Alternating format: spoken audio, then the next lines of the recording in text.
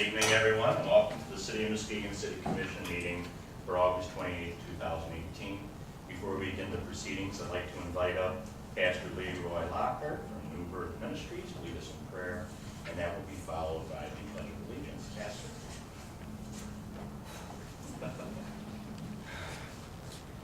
Trying to catch my breath, I just walked out there.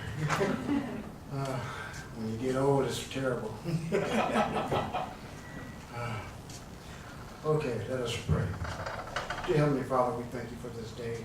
Father, we thank you for being God all by yourself. Father, we thank you for what you have done in our lives and what you're doing and what you're going to do. Father, we pray now that you will let your presence be in this meeting. Touch every official, everyone that's got something to do with our community to make our lives better. Father, you said for the poor will be with you always, but you would be there in a time of need. And Father, we just thank you for the vision that you have given the commissioners. Keep their families blessed, keep the city hall blessed. Father, let your provision be done. And Father, we ask that you would just keep us in your power and keep us in your will. And keep with your angels around and about us. And we thank you for what you're doing and what you're going to do in advance. And Father, we pray that you will release healing down right now on anyone that has a sickness or illness in their body. Father, we rebuke it right now in the name of Jesus. We cancel that assignment and let your will be done. And we all say together, thank God. Amen. Amen. I pledge allegiance to the flag of the United States of America and to the republic for which it stands, one nation, under God, indivisible, with liberty and justice for all. Thank you, Pastor.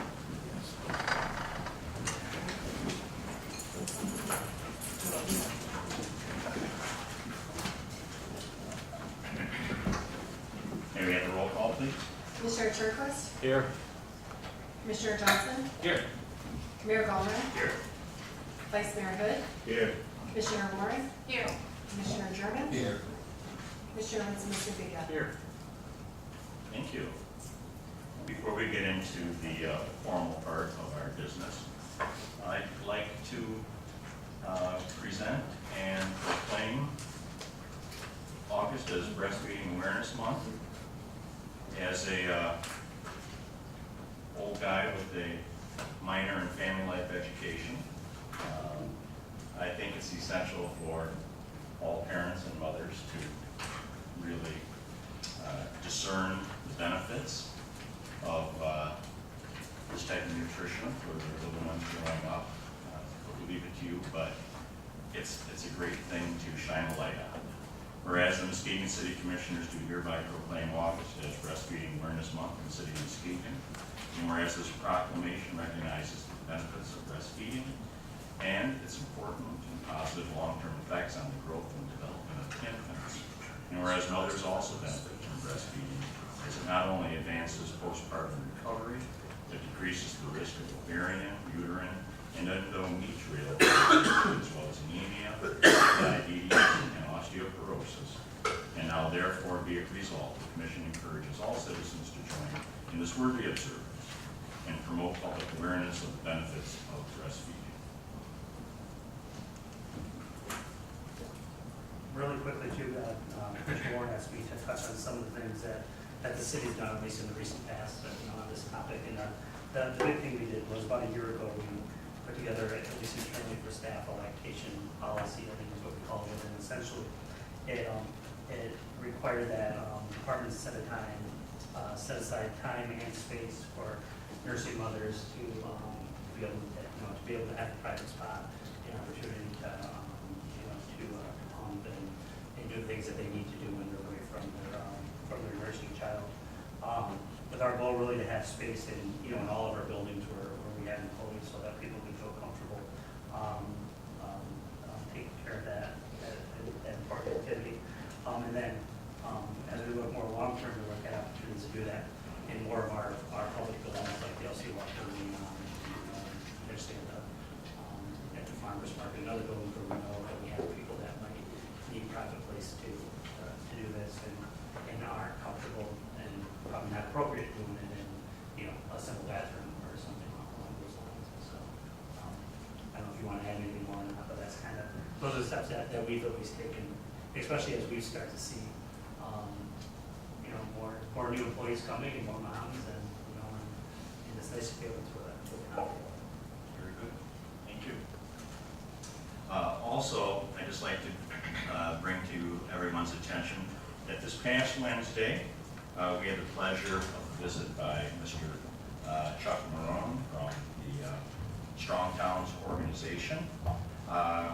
We spent a nice long day with him, doing a walking tour of some of the areas in Muskegon, taking a trolley ride as well, so we could eyeball some of our initiatives and our programs. And it's always good to get a fresh set of eyes on the things that we're doing. And as he said, no city necessarily ever gets there, you know, whatever that means. You know, you arrive, you know, everything's perfect, everything's put together. But what he did observe was that our initiatives, whether it's things like form-based code, or street diets, or planting trees, or encouraging, you know, use of rec trails, infill programs with appropriate housing and rebuilding and stabilizing our older and our new neighborhoods as well. We're doing things extremely well. And of course, his big excitement was with the chalets, the shops along Western Avenue that were developed in order to create some excitement, some energy, and some human presence down along some of our missing teeth on Western Avenue. I think it was very pointed and poignant for me when he stated that why that was so much of a positive issue with him is because so many other municipalities, not unlike Muskegon, would think that was below them. And I'm thinking, how the heck could they? It's creative, it's fun, it has generated excitement and joy and gathering. And that was his point. So that was pretty darn cool. And we ended the evening in Hackley Park, where we had begun earlier in the afternoon, for Chuck to address interested, you know, citizens as to his journey in urban redevelopment. And he also then took that opportunity to present us with an honorarium due to the fact that because of our good work, Muskegon was voted Strongest Towns 2018. And so I guess it's official now because we have something to hold in our hands and put on the wall. But to all our citizenry, to our staff and our partners throughout the city, congratulations. Thank you for your great efforts and your hard work and your great ideas and the excitement that you're generating and engendering by coming up with funky stuff and fun things to do and continuing to focus on the most important thing in this city, our neighbors, keeping things at that human scale, because that's what it's all about. So congratulations to the city of Muskegon, all my neighbors and friends, and everyone that took part in this initiative. Thank you.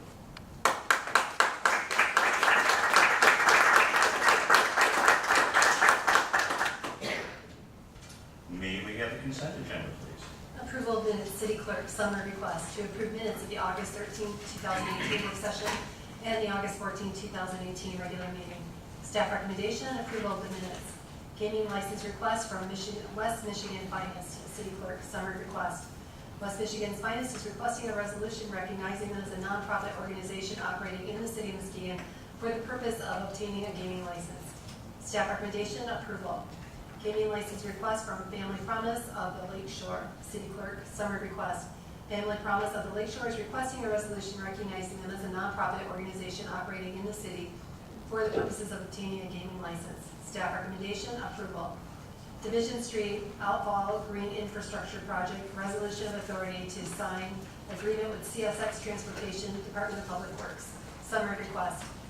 Approve the resolution of authority to sign an agreement with CSX Transportation Incorporated to facilitate the green infrastructure project at the city's Division Street Outfall to Muskegon Lake. Staff recommendation, approve the resolution of authority to sign the agreement with CSX Railroad. Launch ramp ordinance change, second reading, Department of Public Works. Summary request. To amend Chapter 58 Parks and Recreation Ordinance to clarify daily and annual launch ramp permit parameters, vessel and trailer size restrictions, and commercial use of City of Muskegon launch ramps. Staff recommendation, approve the modified language for the ordinance. New position, Arena Director, City Manager. Summary request.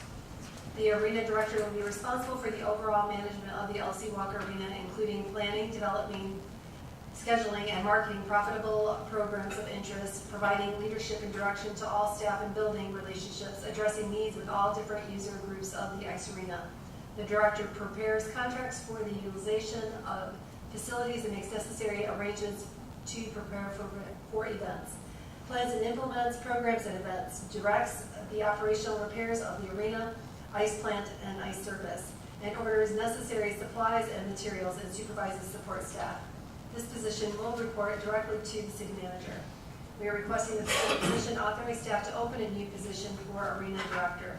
The position was previously filled via a management contract. Staff feels the position would best meet the marinas needs as a regular full-time employee.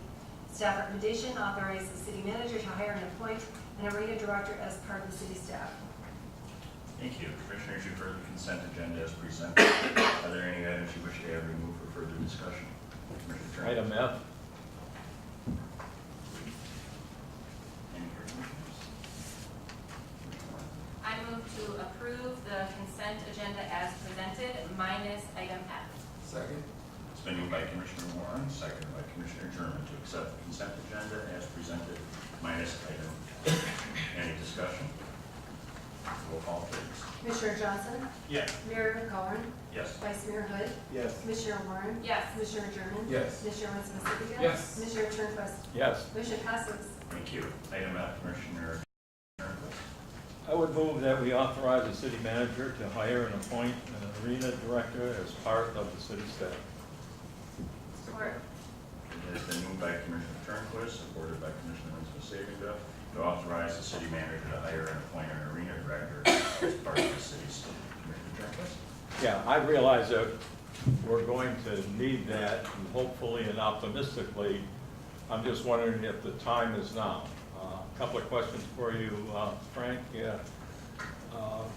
Who's been doing this now? How many events do we have during the year? And we're going to be reporting to you, so you're going to be still very, very much involved. Reading the position requirements, I'm reading into it that we have someone picked already when you put in the 8 years experience, and have that in a job qualification. The next time this happens, that'd have to be taken out, I would think. Yeah, so really quickly, Tim Taylor serves in this capacity now. He works as the arena's executive director today.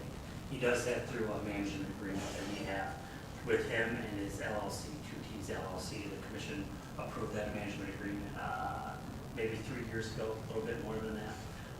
Tim has been in that capacity at the arena for over a decade, probably minus a year when he wasn't involved with the previous owners of the Lumberjacks.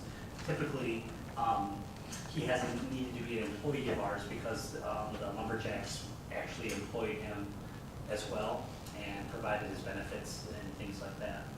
Moving forward, he's no longer affiliated with the Lumberjacks. He's strictly working for the city of Muskegon. So whereas before the Lumberjacks, we kind of had an arrangement where the Lumberjacks employed him and paid for his benefits and things like that, and then we paid him via this management agreement. And now we're just looking to take him and bring him into the city staff so that we can put him on things like healthcare and stuff like that now that he's separating from the Lumberjacks. There are a number of reasons why we thought that was the right move, but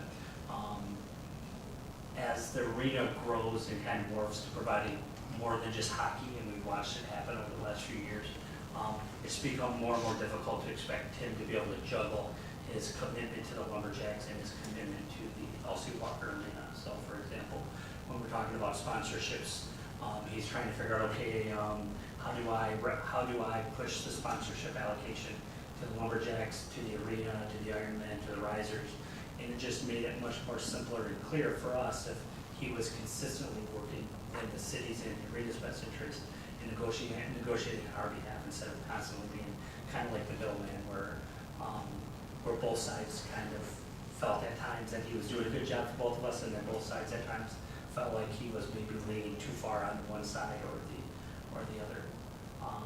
So he was essentially working pretty much full-time for the arena and then part-time for the Lumberjacks, and now he'll just be working full-time for the arena. The Lumberjacks have hired a new director of business development, Mike McCall, and maybe some people have never seen around town, but he's filling that role that Tim filled with the Lumberjacks.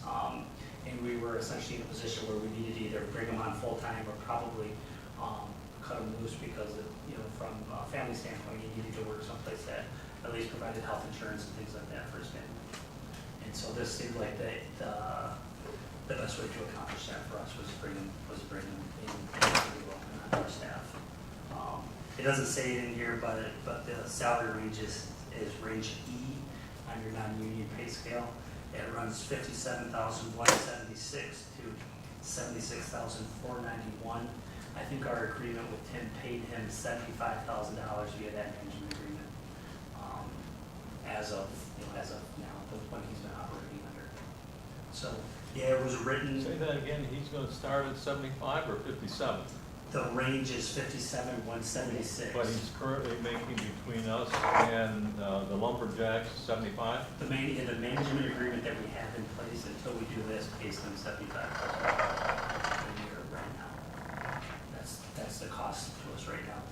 I don't think he'll start at the top. Our goal is to make this revenue neutral to the city. So he'll start somewhere on that scale there, and taking into consideration cost of benefits, the benefit package. He'll wind up somewhere between step one and the top step, with the goal of holding the arena kind of harmless from a cost standpoint.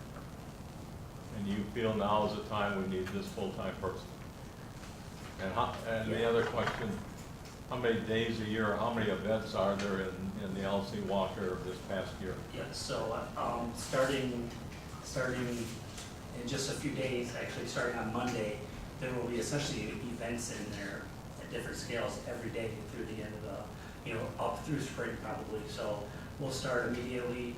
The Lumberjacks and the Junior Jacks will start holding events, practices and games and things like that.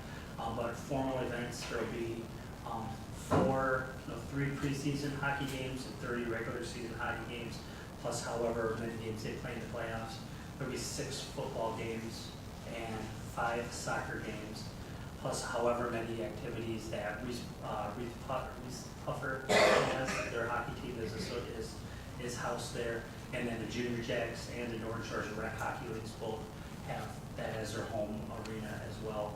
So they have games throughout the year and practices throughout the year. But this time of year, right now, which is why it's important that we make sure we have the continuity of keeping Tim on board, is this is the busy time. The quiet time was, late June through probably the end of August, late June through late August, but beginning of September 1st, all the way through late June, we'll have events in there all throughout the week, every single week. Now, they're not all concerts or ticketed events, but there are all those sporting events, and then I think most every larger school district has their graduation there. So I have late May rolls around into early June, there are graduations there a few days a week. And then I think we hosted 3 concerts last year, 1 country and 2 Christian-based music concerts. There's also there's a job fair that's held there. I think the Seaway Run has the event in there where the people pick up their packets. But overall, there are a lot of events. I think a lot of people think because we're not having concerts anymore and things like that, that there aren't events. One of the reasons why there aren't concerts is because during the wintertime, there really isn't a lot of available especially Friday and Saturday nights to allow for concerts and things like that. So he would be involved in the booking of events for the arena, but in addition to that, he's responsible for the maintenance and overall keep of the place? Yeah, he's essentially the director, so he'll be responsible for everything that comes through there. There are a number of other employees, so he's not the only employee there. So there's Neil and Nigel, Jerry. There are a number of people there that have different duties. John Dubichel works there. There are a number of people that we employ through the temporary agencies for concessions and ushers and things like that. But his job is essentially to pull all that together and make sure that on game day, we're staffed at the concession stands, we're staffed at the ushers, we're staffed at the scoreboard. The people are there to run the Zamboni on the ice. It's everything you could imagine, to make that thing operate on a day-to-day basis.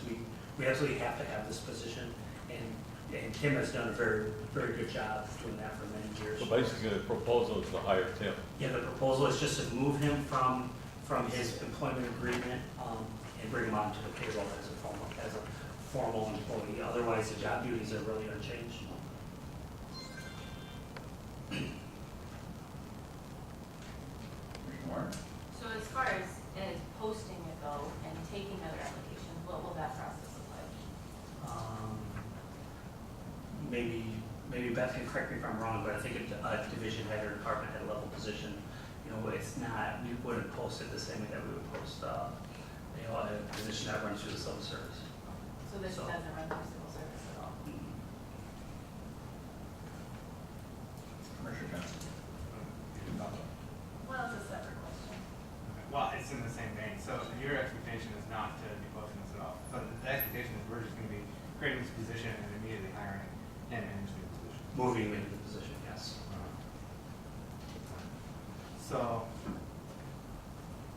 I have no qualms or criticism of the other's management or in terms of their current management contract.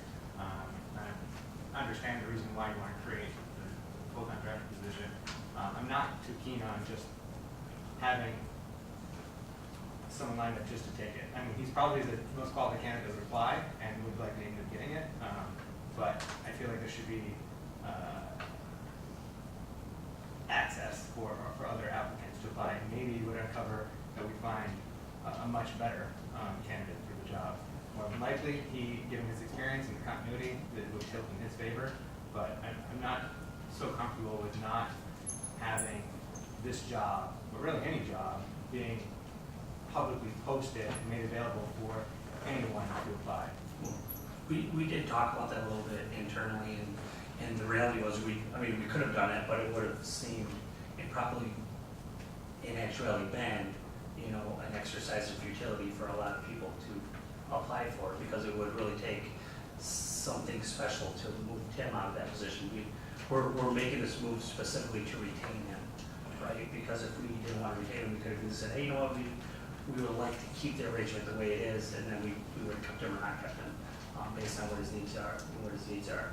So this was strictly a move to retain him in that capacity, especially as the busy season is getting ready to start. And maybe if this was, late May or something like that, we would have time to maybe get somebody, even a really good candidate that runs an arena in a different place, to come over here and, and get up to speed over the summer. But I don't know that we necessarily have the time to, even if we did see that person that we really liked and thought he would be even a better fit long term, I don't even know how we have the time to get somebody in and brought up to speed and able to do all the things they need to do, effectively tomorrow or Monday. So this was really from us more of a function of salary and compensation and retaining him, that it was about creating a position and finding somebody and getting them into it. But I do understand exactly what you're saying. We talked about that, about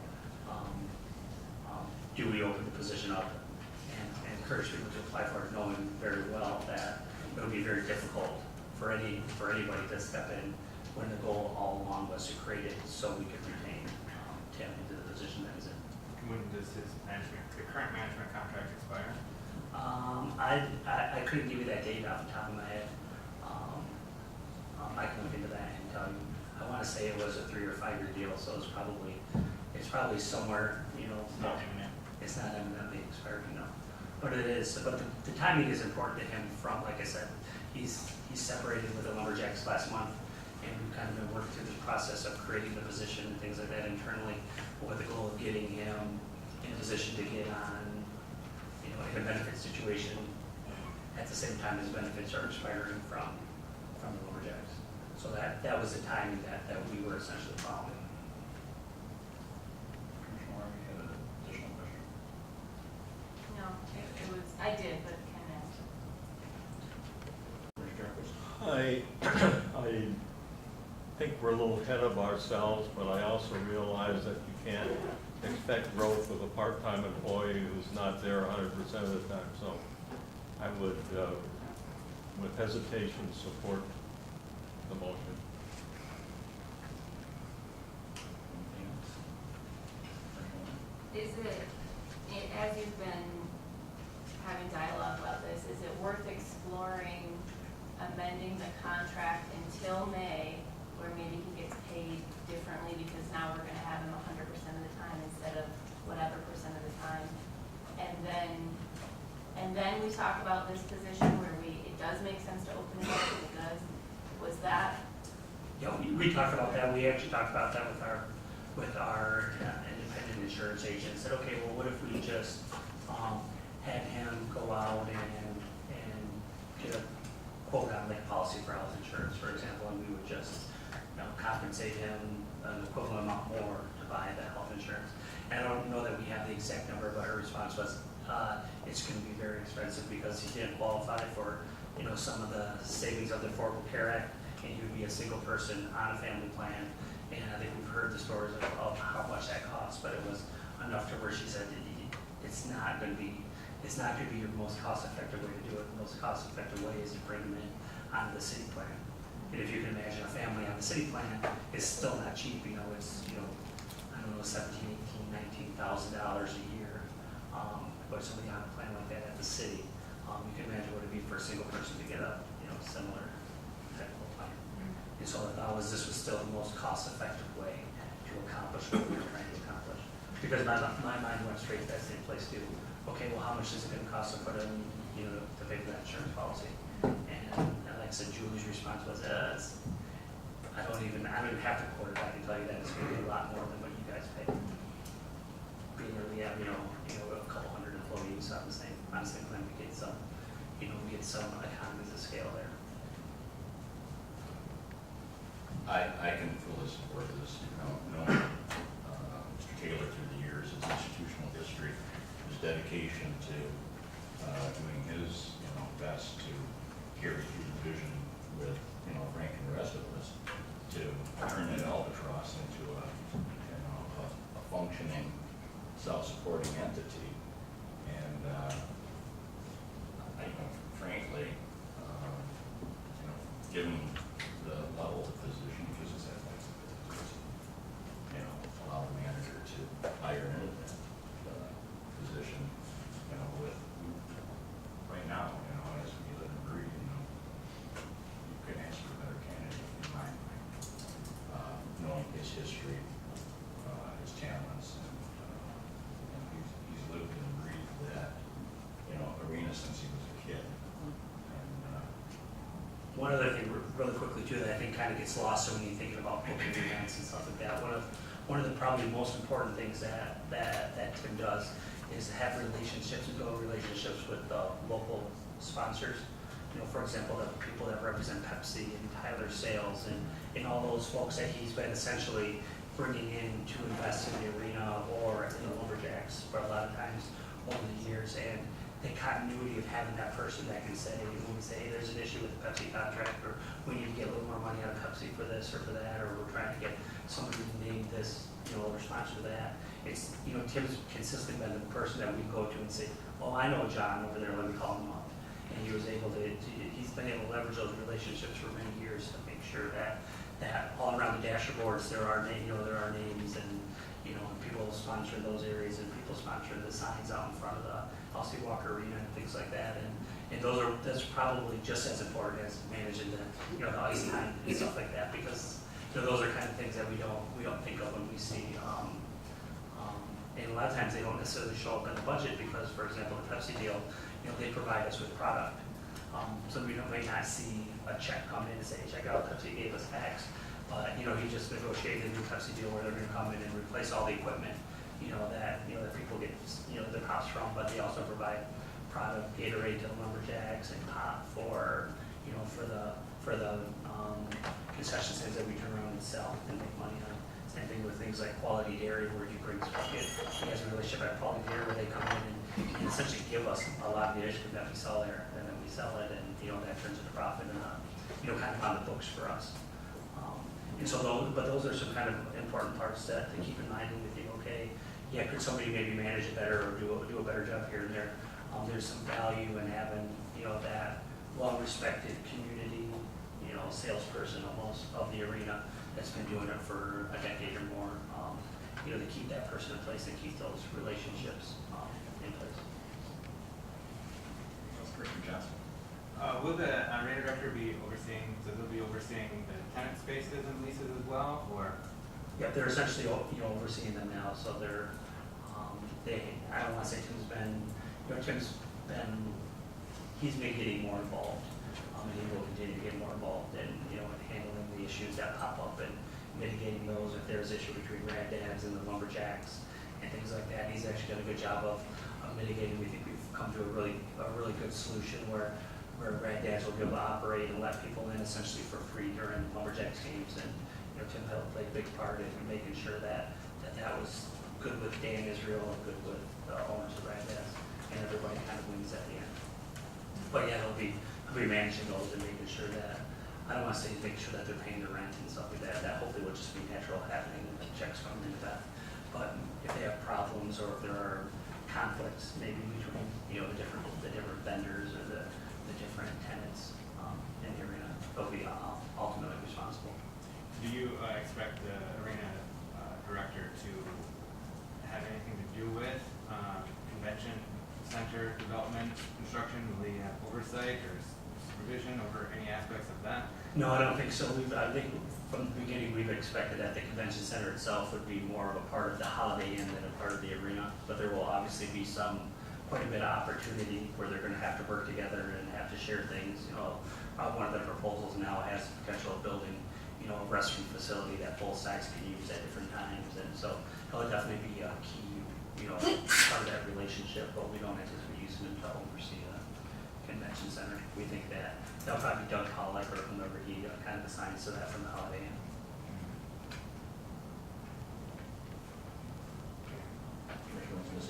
I think it's, an interesting position. I think we've had an evolving relationship with the lumberjacks over the years, and that's over the last 5 or 7 years has changed to be quite different. And I think overall it's been a positive for the city and has allowed us to make that asset a little bit more valuable. And hopefully, I think our eye should be on how much it's costing the city, and it's a county resource, and the city is undertaking it right now.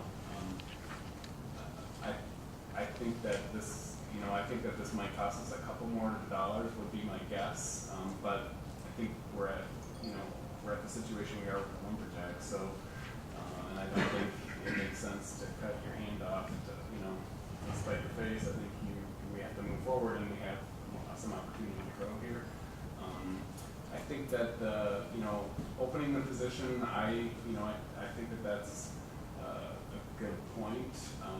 But I do think that there are times in an organization, even a public organization, when an appointment is permissible and maybe a good idea.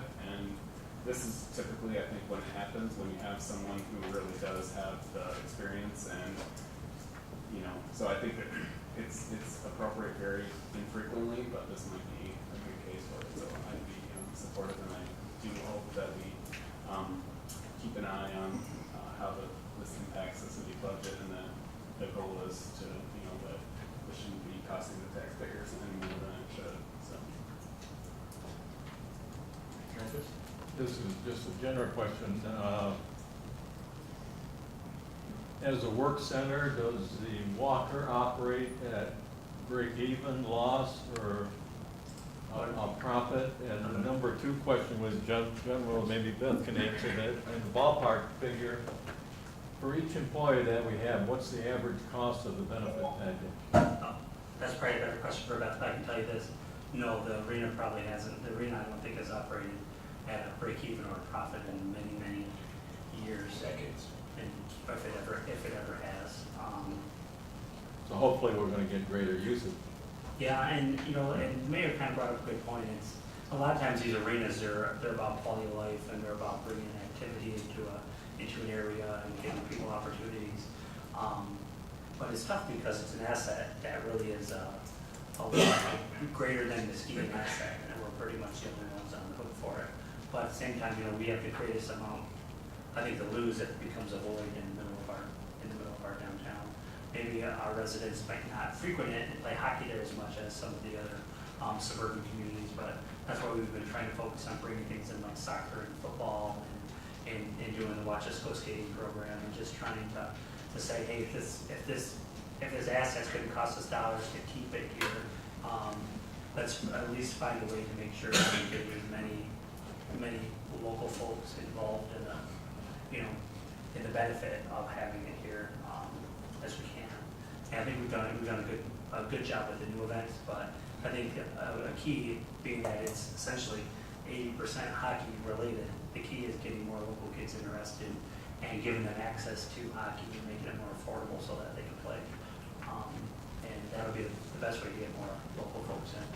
I don't know if I bought enough time for Beth to give us a number on the benefit package or not. But Well, and you're talking all city. Yeah, if you employees. took all your, what on top of their salary is the average cost? Is it another 25,000 or more than that, or? It varies a lot depending on what union they're Yeah. in, whether they've been here a while and they're part of our defined benefit program or defined contribution, that kind of thing. And, and also, whether they are a single person and just have single insurance, or whether we're insuring their whole family. It ranges anywhere from 30% of their salary to, on the high end, 70%. So. this is a new position. It would be, I don't want to say it would be on the low end because we do know it's a family in general, but the benefit package being a defined contribution versus a defined benefit, they've been historically less expensive of a benefit package over the long term. Ready to adjourn? Yeah, just listening to the discussion, and I can see the rationale why you want to transition to this group here. I don't know gentlemen who's actually operating this, but it seems to be that the city is pleased with the relationship and what he's doing down here at the Walker. Although I would like to see this job actually open, internally and externally, also for, I would say, fair hiring practices and equal opportunities to anyone who would be interested in it. But looking at your decision of business will that keep, going and we can move forward and continue to do and work on that vision to make the Walker Arena, what it's capable of being, and keeping our community, entertained, and so I could see any reason for doing this from a business aspect. Thank you. And I'll say, I think we struggled with how to deal with this now for about 2 months, and this was probably the last of the options that we wanted to move forward. We wanted to solve it and leave it in the same situation that it has essentially been in for, since as long as I've been here, probably. But when push came to shove, it just seemed like this was the only way to maintain the status quo that we have now in terms of the person and the position. Jackson. So you mentioned salary range E being between 57,000 and 76,000 thereabout. Since we already know, you said it probably would go to the low end, but don't have an exact number. So since we know the exact person that you want to hire in this position, why don't we have an exact number or closer to an exact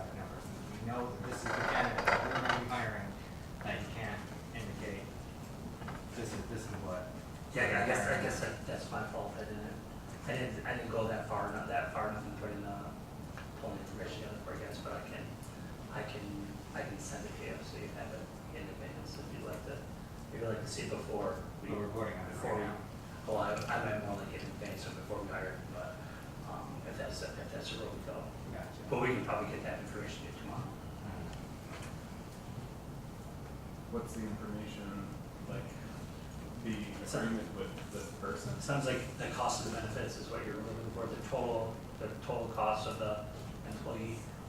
Yeah, and where is it gonna land on the salary range? Because you said there's a range, so they can be hired anywhere between that range. And since we already know who the candidate is, or who you plan on hiring, and just transition through, I expect us to know what he's being hired in at. I think I would figure that would hammer that or. Yeah, no, we've talked to him about the range. We haven't talked about where we think he's gonna fit on the range. I think part of that's gonna come down to, what the benefit package ends up costing, once we kind of figure out, all the things he's gonna be eligible for. Our goal was to keep it essentially revenue neutral as close as we could to revenue neutral. So if that allows us to be at step 1 or step 2 or step 3, we were gonna kind of let that dictate, where we put him in the process.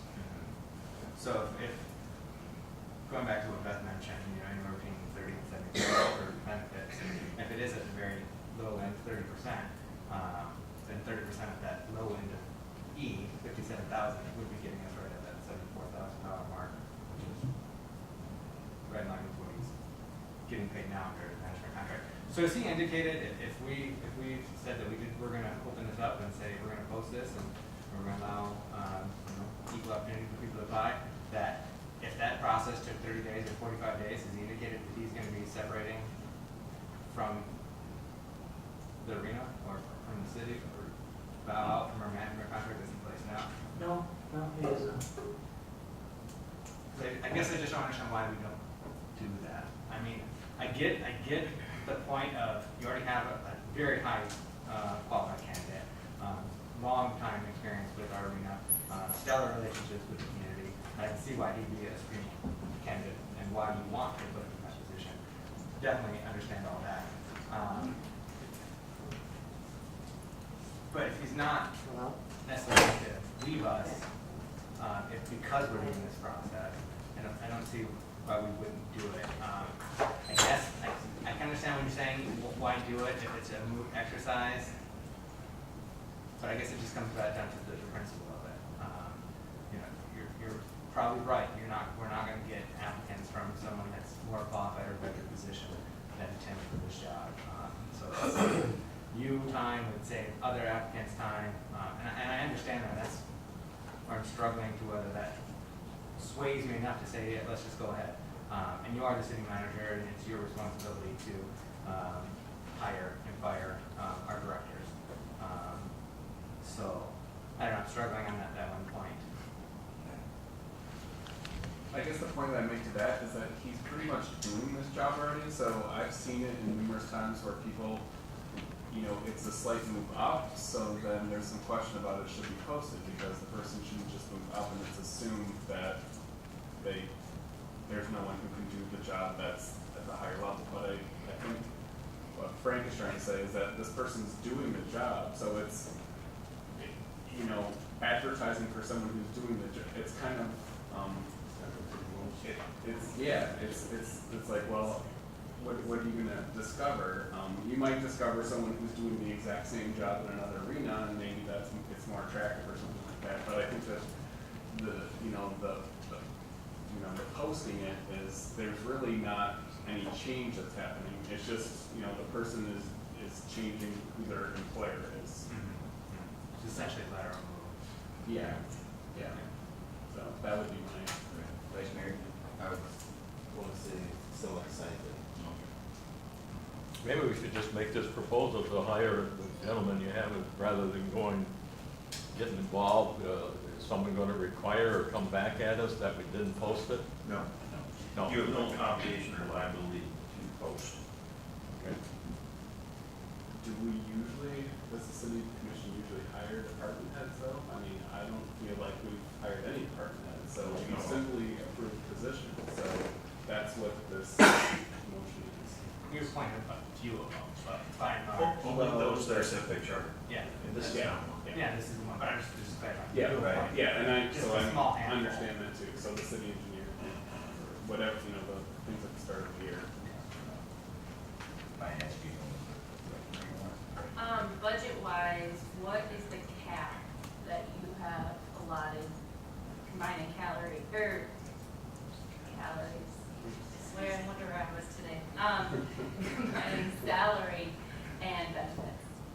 Yeah, well, essentially, I think the number that we had in there that he's been earning is $75,000 is what the pay is. And now, granted, there were a number, if you read through the agreement, I should have brought a copy of it, but if you read the agreement, there are some incentives there too, like if, you know, if the arena turned a profit, like if you turned it profitable, there were opportunities for more income or some kind of profit sharing type of thing. It was an incentive to kind of move the arena into like a more positive cash flow situation.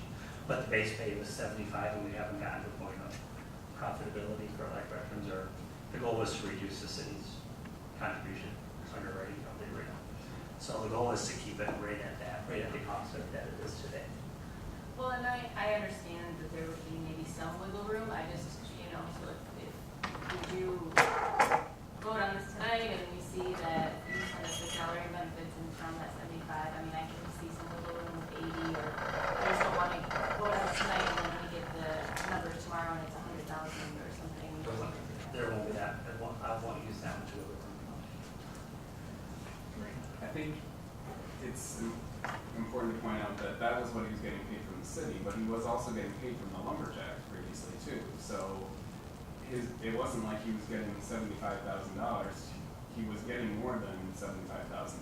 Now he's going to have one employer, and whatever he gets through this contract is going to be his compensation package. So again, I think it goes a little bit back to the relationship with the lumberjacks is changing, and what has kind of brought this all to bear is he's separating from them, and so I don't know, and I'd be a little bit hesitant just, you know, from that, you know, what those numbers are going to be, because I think, you know, you have a range, and the percent, the multiplier used for benefits is between 30 and 70, and who knows where that is. I mean, I could easily see this getting to be slightly more than $75,000, but you know, that's not what he was making before either. So unfortunately, we're kind of picking up some percentage of what the lumberjacks used to do to help make this position viable at the arena. And I'm not sure, you know, at this point we have many other options, but. I'm pretty comfortable that we can be at or near that $75,000 mark, especially if there's a little bit of wiggle room. I think Tim wants to be in this position, and you know, he recognizes that things change, and that doesn't mean we can't look at it in the future. We look at some of the, you know, we'll know more as kind of things change, as we see some of the deals change. You know, where he previously might have been, you know, taking sponsorship, and instead of, you know, allocating it to the arena, you know, they're buying hockey tickets or whatever. I think we'll be able to see a net positive impact of this, even if we do say it ends up being at $80,000. I'm confident that the city's benefit to having him strictly working these deals from the city side will outweigh any little bit of wiggle room that ends up happening in there, for sure. Well, because I like the incentivization aspects of the management contract we have. Will we, and maybe this legal counsel can answer, will we be able to incorporate any of those in his role as arena director as part of the benefit package? There's certainly an option. You know, There's- I don't think contract can negotiate it. So. There's language in the personnel policies that kind of give me some flexibility, not a whole lot of flexibility, but some flexibility to provide performance incentives here, you know, kind of here and there. And I can send you that language, but there is some language in the personnel policy that gives me that ability as a manager from time to time to incentivize or reward certain types of performance. Okay. I mean, that would at least kind of fill the gap of what Commissioner Rick's receiving of raise. So, I just be able to do that. Yeah, I'll turn around and support that. Any other discussion? Roll call, please. Mayor Gowron, Yes. Vice Mayor Hood, Yes. Commissioner Warren, Yes. Commissioner Sherman, Yes. Commissioner Simmons, Yes. Commissioner Turnquist, Yes. Commissioner Johnson. Yes. Motion passes. Thank you. New business, please. Concurrence of the Housing Board of Appeals notice in order to demolish public safety. 1967 Reynolds Street, 1932 Reynolds Street, 1679 Park Street, 1303 6th Street, 1144 3rd Street. Summary request. This is to request that the City Commission concur with the findings of the Housing Board of Appeals that the structures are unsafe, substandard, a public nuisance, and that they be demolished within 30 days. It is further requested that administration be directed to obtain bids for the demolition of the structures, and that the mayor and city clerk be authorized and directed to execute a contract for demolition with the lowest responsible bidder, or staff may issue infraction tickets to the owner, agent, or responsible party if they do not demolish the structure. Staff recommendation to concur with the Housing Board of Appeals decision to demolish. Before we begin, I think 1967 Reynolds, 1932 Reynolds, and 1679 Park are under the land bank, correct? That's correct, and also 1303 6th Street is a fire/county owned property. Okay, so those are foregone conclusions. Right, we're going through the process simply because they're grant funded, we are Right. tagging things. Okay. So that would leave 1144 3rd Street, or the old Matson complex. Is there anyone here to speak on that address? We'll be moving through, there'll actually be a motion made on the floor, and then we'll get a staff report, and then you'll be invited up to speak on that. Okay. So could I have a motion on 1967 Reynolds Street, 1932 Reynolds Street, 1679 Park Street, and 1303 6th Street? Commissioner Johnson? I move to concur with the Housing Board of Appeals decisions to demolish 1967 Reynolds Street, 1932 Reynolds Street, 1679 Park Street, and 1303 6th Street. Second. It's been moved by Commissioner Johnson, seconded by Commissioner Sherman, to concur with the Housing Board of Appeals decision to demolish 1967 Reynolds Street, 1932 Reynolds Street, 1679 Park Street, and 1306 6th Street. Is there any discussion on any of these properties? Just one question. Sir? That Reynolds property, street property, is that in Muskegon, is that Muskegon property? I mean, in Muskegon zone city? Or does that run close to Muskegon Heights? It might be close to Muskegon Heights, but all four of these are in our city, and that's why the land bank reached out to us to demolish those. All right, thank you. Roll call, please. Vice Mayor Hood, Yes. Commissioner Warren, Yes. Commissioner Sherman, Yes. Commissioner Simmons, Yes. Commissioner Turnquist, Yes. Commissioner Johnson. Yes. Mayor Gowron. Yes. Motion passes. Thank you. For the purpose of discussion, could I get a motion on 1144 3rd Street? Commissioner Simmons? I move we concur with the Housing Board of Appeals notice in order to demolish 1144 3rd Street. Second. Been moved by Commissioner Simmons, seconded by the Vice Mayor to concur with the Housing Board of Appeals decision to demolish 1144 3rd Street. And you will provide the staff report, Chief? Yes, sir. Good evening, Mayor and Commissioners. 1144 3rd Street. First of all, this property starts out 16 enforcement actions since 2014 for lawn grass, trash, brush, and board ups. The complaint started early of this year, 2018. Complaint notice. We had notices on February 22nd, March 8th, March 13th. We've been in contact with the so-called owners of the property. A notice and order went out on June 5th. The 10-day notice was posted on July 20th. And all the other notices were first-class mail, certified, so on and so forth. We've been in contact with the owner back in June, July, end of July, and went to the Housing Board of Appeals on August 2nd, at which time there was no one representing the property. Housing Board of Appeals declared the two structures as dangerous. Safe Build estimated cost of repair is about $110,000. Value of the property, the SUV is about $112,000. You can see that's a little upside down. And so staff has told me that they've been in contact with the owners and they plan on demoing the property themselves, which we concur with, but we also told them we will be moving forward with the process. So if it's done before we get to it, obviously it'll be done by the owner. But if not, then if this board so chooses to declare it tonight, then we'll move forward at our pace.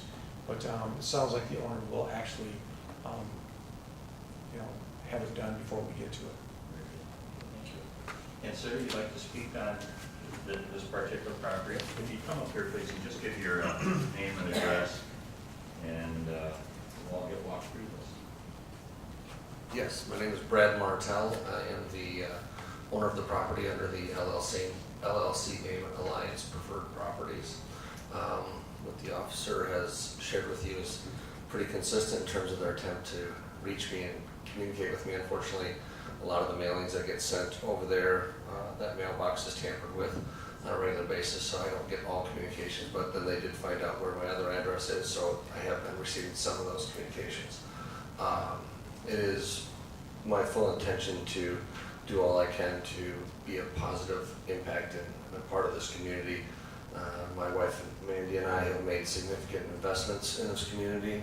We've been very active in a short amount of time. We've only just been here about a year and a half, and we've already made other significant investments. In that particular property, I want to clarify that 1144 3rd Street is actually the Madsen Oldsmobile dealership. The properties that the officer is referring to is actually, I think, 1116 3rd Street. So I want to make sure that nothing is pursued at 1144 because that's a perfectly healthy and well-maintained building. Right? We're in agreement on that? No. I can clarify that with our staff tomorrow, but this address is 1144 3rd Street, and that's our target facility. If there's anything different, I'll get with our person who does the dangerous building, but that's my belief today. So I cannot talk about this other address here today. I'm here for 1144 3rd Street. Which is the old body shop, the two-story. Yes, it sits on a corner, it's a two-story brick. Yep. The roof has collapsed, and actually our chief building official is here today. He's aware of the kind of the condition of the building. And from what I've been told, it looks okay from a distance, but I've been told it is not. And the walls are bowed, the roof is caved in. It's in really sad shape, and like I said, over $110,000 of monies to repair. He sounds like he's referring to the correct building, but the address, we'll have to get some clarification on that. That building has a certain amount of historical value. I have been approached by a number of potential developers to utilize that building due to its significant historical value. I'm here today to basically say that I'm not opposed to the demolition aspect. I have been approached and have communications with folks that are interested in possibly doing a development partnership with me to utilize it and basically repair it. I mean, what the officer has said about the roof, yes, the roof has been compromised. That's a significant part of the cost. I'm being told from such folks as Gary Post, who's a very prominent developer in this area, that the cost to rehab that building versus just tear it down and start from new is kind of a 50-50 benefit. It really comes down to what's important to the person and what they're going to put inside that building and whether or not they want to use that existing historical value. If it serves no purpose there, you're probably just better off tearing it down and building up new. So I guess what I'm here to say is I've put significant investment into the community. I've put over $60,000 into the building that I have at Madsen, the main building, what I'll call the main building there, to secure up the roof and secure that structure. I've done major improvements to the exterior to improve the aesthetic look of it. I have maintained and have folks hiring to maintain the landscaping and so forth. He got sick this particular summer, early summer, so things got a little out of hand, but last year it was completely kept immaculate, and all weeds in the cracks and everything were all very well maintained. I'm obviously contributing nearly tens of thousands of dollars towards the business improvement district. due to my square footage layout, but I don't know that I'm receiving much benefit from that. But here again, it's a contribution to the city, and for the betterment of the whole, I hope that that would come back to my investment one day. But short term, I'm carrying a lot of weight financially and receiving very little benefit. In addition to that, I know it's in Muskegon Heights, but I contributed $2,500 of my own money to help pay for a building to be demolished on the corner of Sanford and Sherman, and just for the betterment of the community. So I'm not sure how many other people are putting forth the amount of money that I'm putting forth for the betterment of this community, and I would just ask for a little bit of latitude, give me some more time to figure out what I truly want to do with that part of my property. If I deem that there's really no immediate person or development company that's looking to do something with me, I will absolutely pursue demolishing it. I'm not looking to keep it in its current state for years on end, but I know there's a lot of folks that own buildings in this town that have been afforded that luxury. And I don't think so. okay, I know.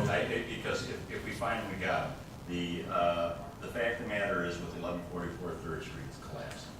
And prior to your ownership, it was an issue, and, you know, we would have been moving forward. You know, it's worse than it was, 3 or 4 years ago. What you do have an opportunity to do at this point, I think it needs to be removed. It's a blight, and it's become, dangerous at this point. But you do have an opportunity, even if we do vote to agree with the motion to tear down, is you go to the circuit court and you can request a writ of superintendent control, which you and the court would reach an agreement as to a timetable when to address the issue.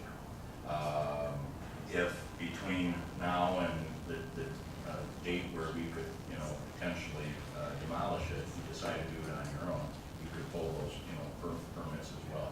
But I would heartily, recommend that we do move to concur, because right now that the building really is a danger and nuisance to the neighborhood, and has been prior to your, coming on the scene with your investments. So there were major pursuits of the previous owner to get it demolished as well?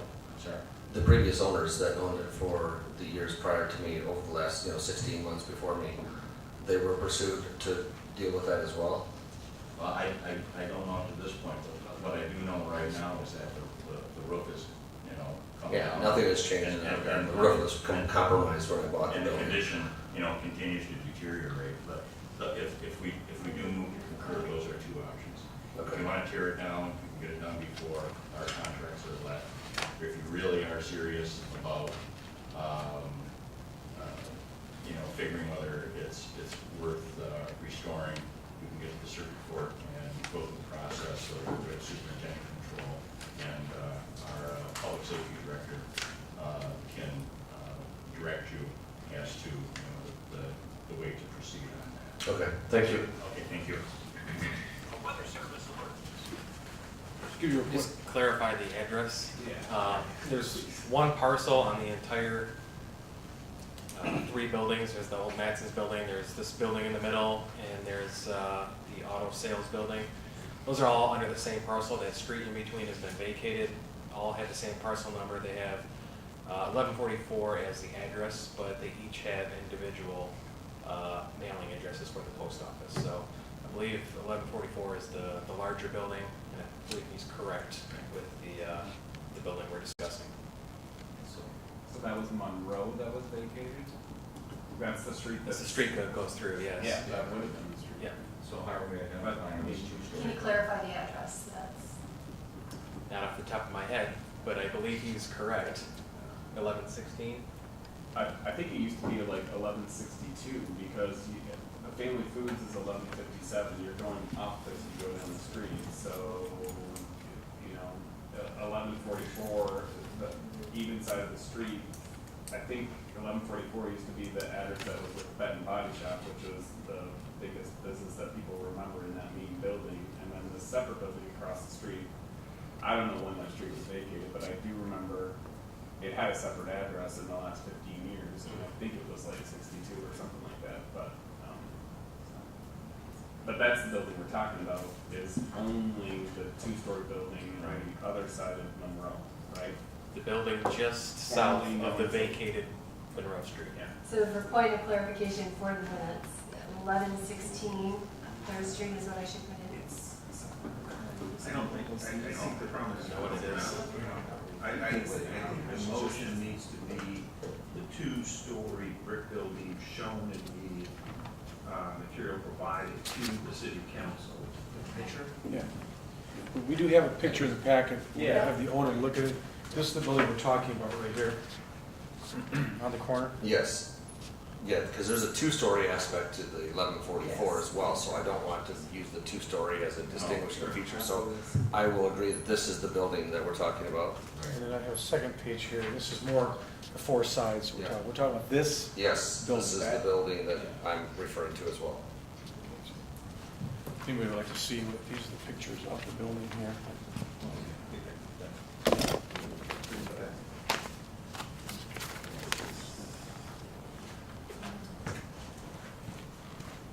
Yeah.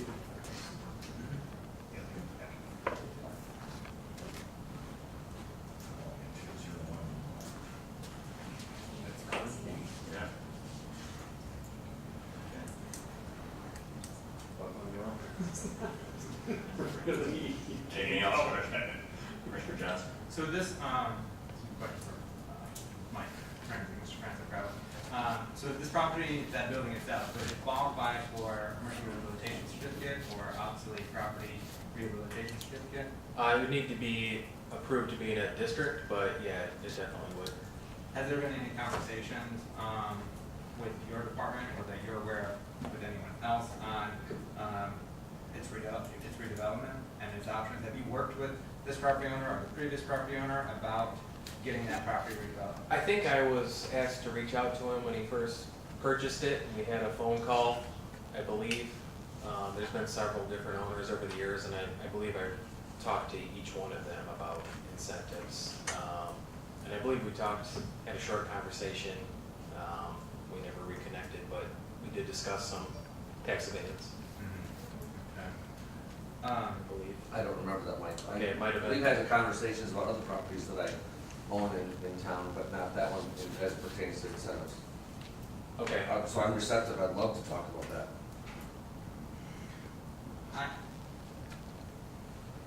I would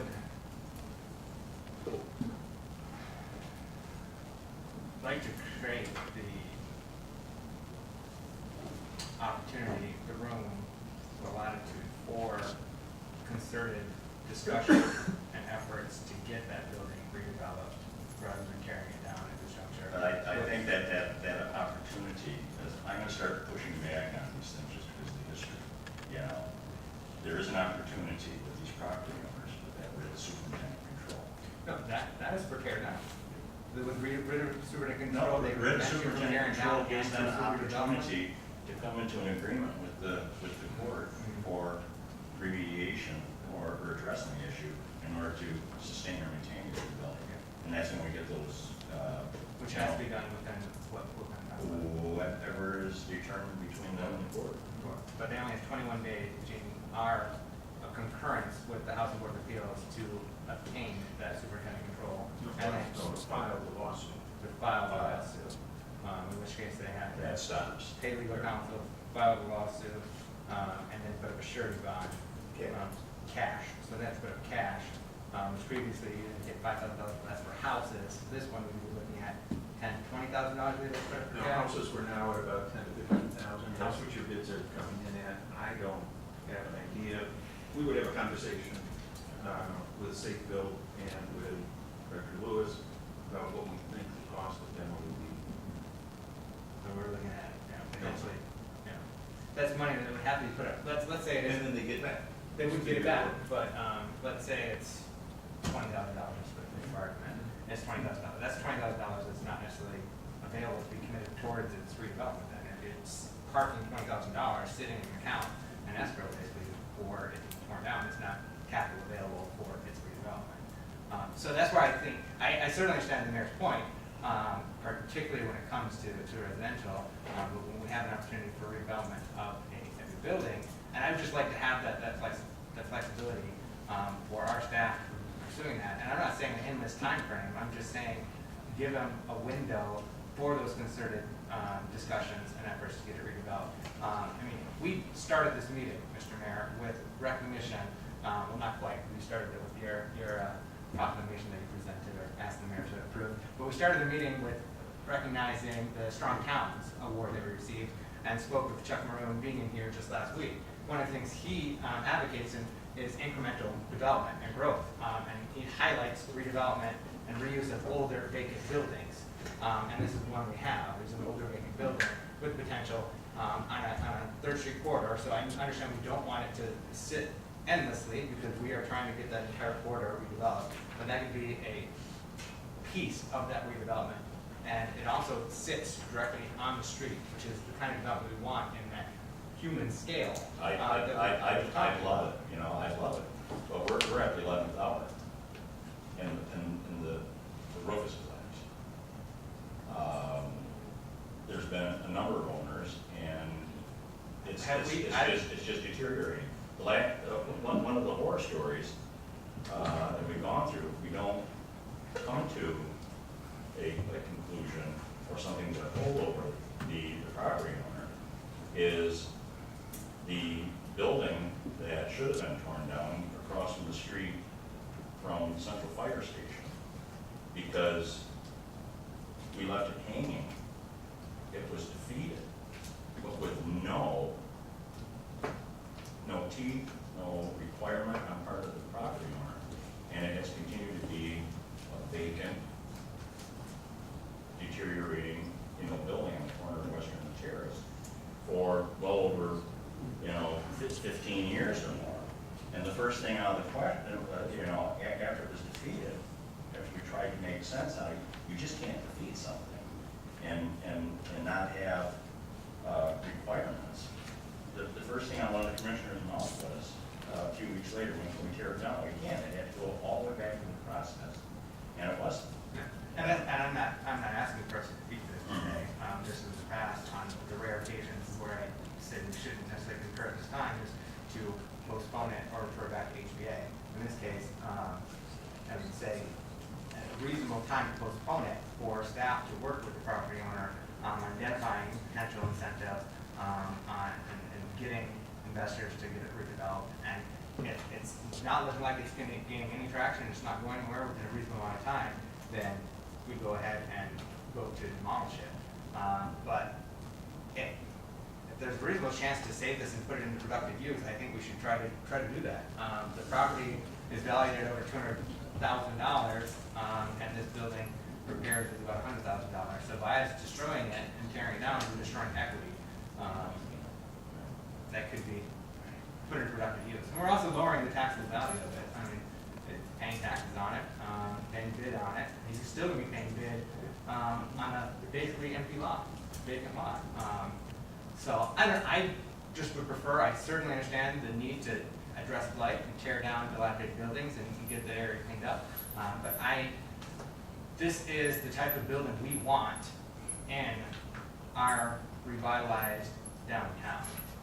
Which I agree, but I'd also like to find a way to incentivize, developers that, as opposed to some of our own owners, would probably have some reach for working capital.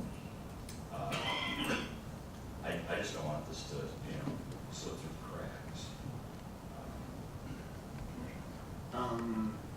Couple of things. I mean, I remember the thing we had on Wood Street, Wood and Marquette, we had the building a couple of years ago, and we went through that. I think the thing is when it gets to be like a public safety thing, I think, the roof collapsing is kind of serious. It breaches the building and it's not secure at that point. Also, it gives me, some pause. I mean, the property owner mentioned that not receiving mail or something like that, and they missed the August meeting. That's not really a good. This is a process, and you got to participate in the process, and So, you know, if we haven't sensed that participation, you know, when are we gonna start? I mean, I suppose we could, you know, give it another month and maybe this has brought more of their attention.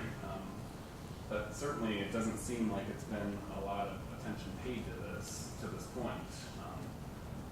So those are a couple things that, you know, I'm not arguing either way on it, but I'm saying, you know, we've gone through this a number of times, and I think that some of these commercial buildings, the village property owner, are kind of tough ones, but what do we do with what we've done in the past and with what our policy is? I'm unclear on, I got the right building. And what my question is, the building in question, is that the building had the roof collapse? Right, that brick building that we all agreed is at that address, Mhm. that's the one where there's a total collapse of the roof. Okay, and so there's, because I know he said that it's been maintained and, He's talking about the other building? Yeah, Eleven there's other forty-four. buildings beside it, and I think in general, the property has been maintained in terms of like, you know, the brush and the landscaping and things like that, so. Yeah, the roof was collapsed when I purchased the building 16 months ago, so it didn't just happen. It was compromised when I bought the building, and the other buildings are the ones that I've invested in. The whole property maintenance, as the city commissioner commented, is what I've been maintaining. so what is it that you want out of this? I mean, I'm just trying to figure out, are we talking about all three buildings being demolished and or are you talking about there's one that you're trying to save? That That's what I sounds had thought I got out of We it. should only be talking about that two-story. Correct. The That's my two-story, understanding, is that we're only talking about one That's of all the we're- three buildings. That's all we're taking action on, Okay, just that one two-story building with the collapsed roof. okay. All right. Yeah, because I put significant dollars into one of the other three, and then there's the third one, that's a very small, like, used to be an old sales building, I think, on the site that's, But right now, we gotta keep the conversation just on Yep. that one. So it's just this one building that we're talking about demolish? Right, Okay, just it. Okay, just that two-story with the bays on it. yeah. And that triangular piece of property. Monroe and Third. Gotcha. You can balance it strong. and Mr. Hood asked me the question, what am I looking for? So I'm gonna just quickly answer that. So, Mr. Hood, what I'm looking for is just an opportunity to do as much due diligence as I can to see if there's any investment opportunity with a partner that I can develop that with as it exists currently, and just putting a new roof. A new roof, I've already got an estimate of $14,000 to put a new roof on there. I've also had 3 environmental people come out to evaluate the structural integrity of the building. They are not telling me that that building is in jeopardy of collapsing, and they're telling me that it could be restored.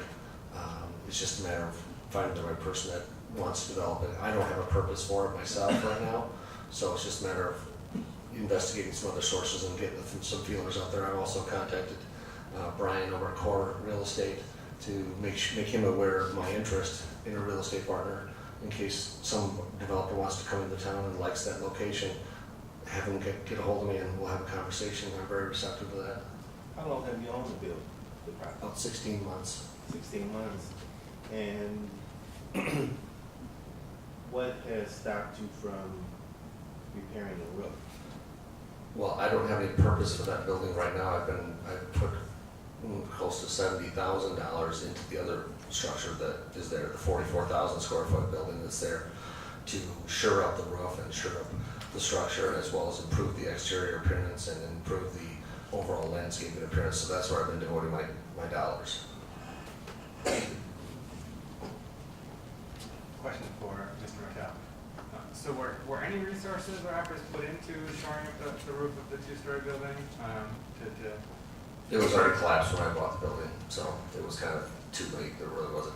It needs to be replaced. Is it fully collapsed? Because I'm looking at the Google image or satellite, and it looks like I see a partial maybe issue, but by and large, the roof seems to be intact according to the satellite. If I had to give a percentage, and this is only through me going up through the stairs and kind of looking, and I'm not a contractor, I would say 20% maybe, that has kind of fallen in.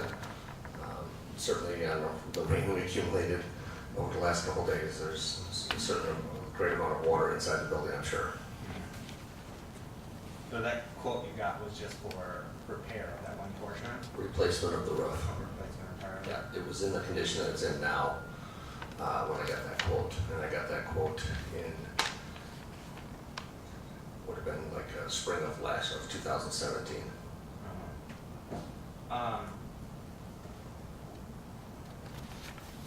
I'm just gonna ask the question, I don't know how appropriate it is, but I'm just gonna ask the question. And feel free not to answer.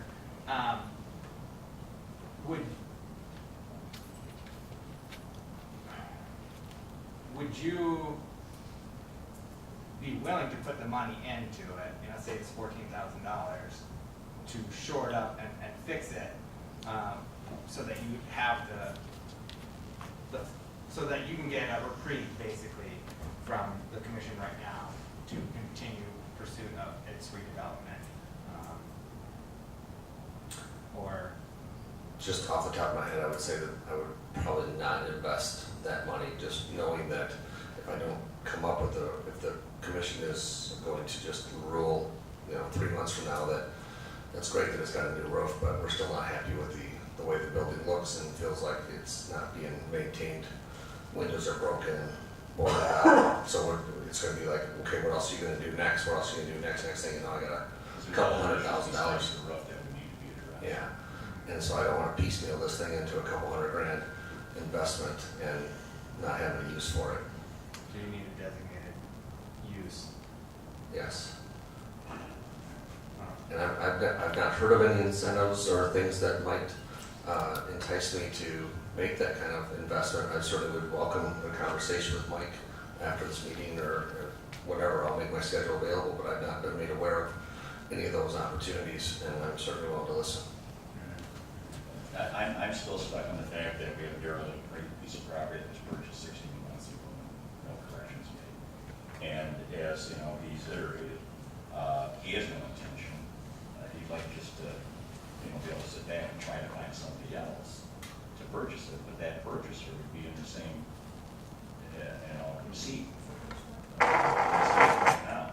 And we certainly can't, move beyond without recourse and allow nothing to happen. And, I certainly wouldn't want to see anything more, any accommodation for more than, days or weeks as opposed to, sitting on it for another 6 months.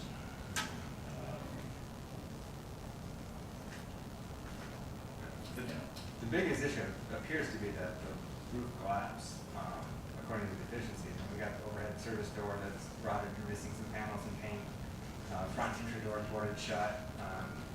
All boarding for windows and doors must fit correctly, so that would need to be done. And then painted gray or white as prescribed by code. And bricks on the backside of the building are loose, missing, and having paint. So it seems like the biggest deficiency concern is the roof. I kind of strong that all costs $100,000. So has there been any, outside of the roof, has there been any investment in this property and shoring it up, or doing some repairs of the building or maintenance of the building? Yes, contrary to what the mayor is saying, I have put close to $70,000 into this property, not into that building that we're discussing. And we gotta stick to the building, because that's what's key. Right, so I chose to invest money into one of the 3 buildings. I haven't gotten to that one yet. And I'm not asking, and I don't want you to have any perception at all that I'm a deadbeat landlord and just want to milk this thing, because that's not what I'm about. I'm willing to be given a fair amount of time to see if I can put a game plan together. And I'm sorry that I missed the other meeting. I apologize for that. I'm here today. So that's what I want to ask for, is just a little bit of reprieve, but I'm certainly not asking for 6 months, and I'm not asking for a year. I'm just asking to see what I can put together before we just go ahead and demolish this building. But if you guys decide that, then I will be compliant.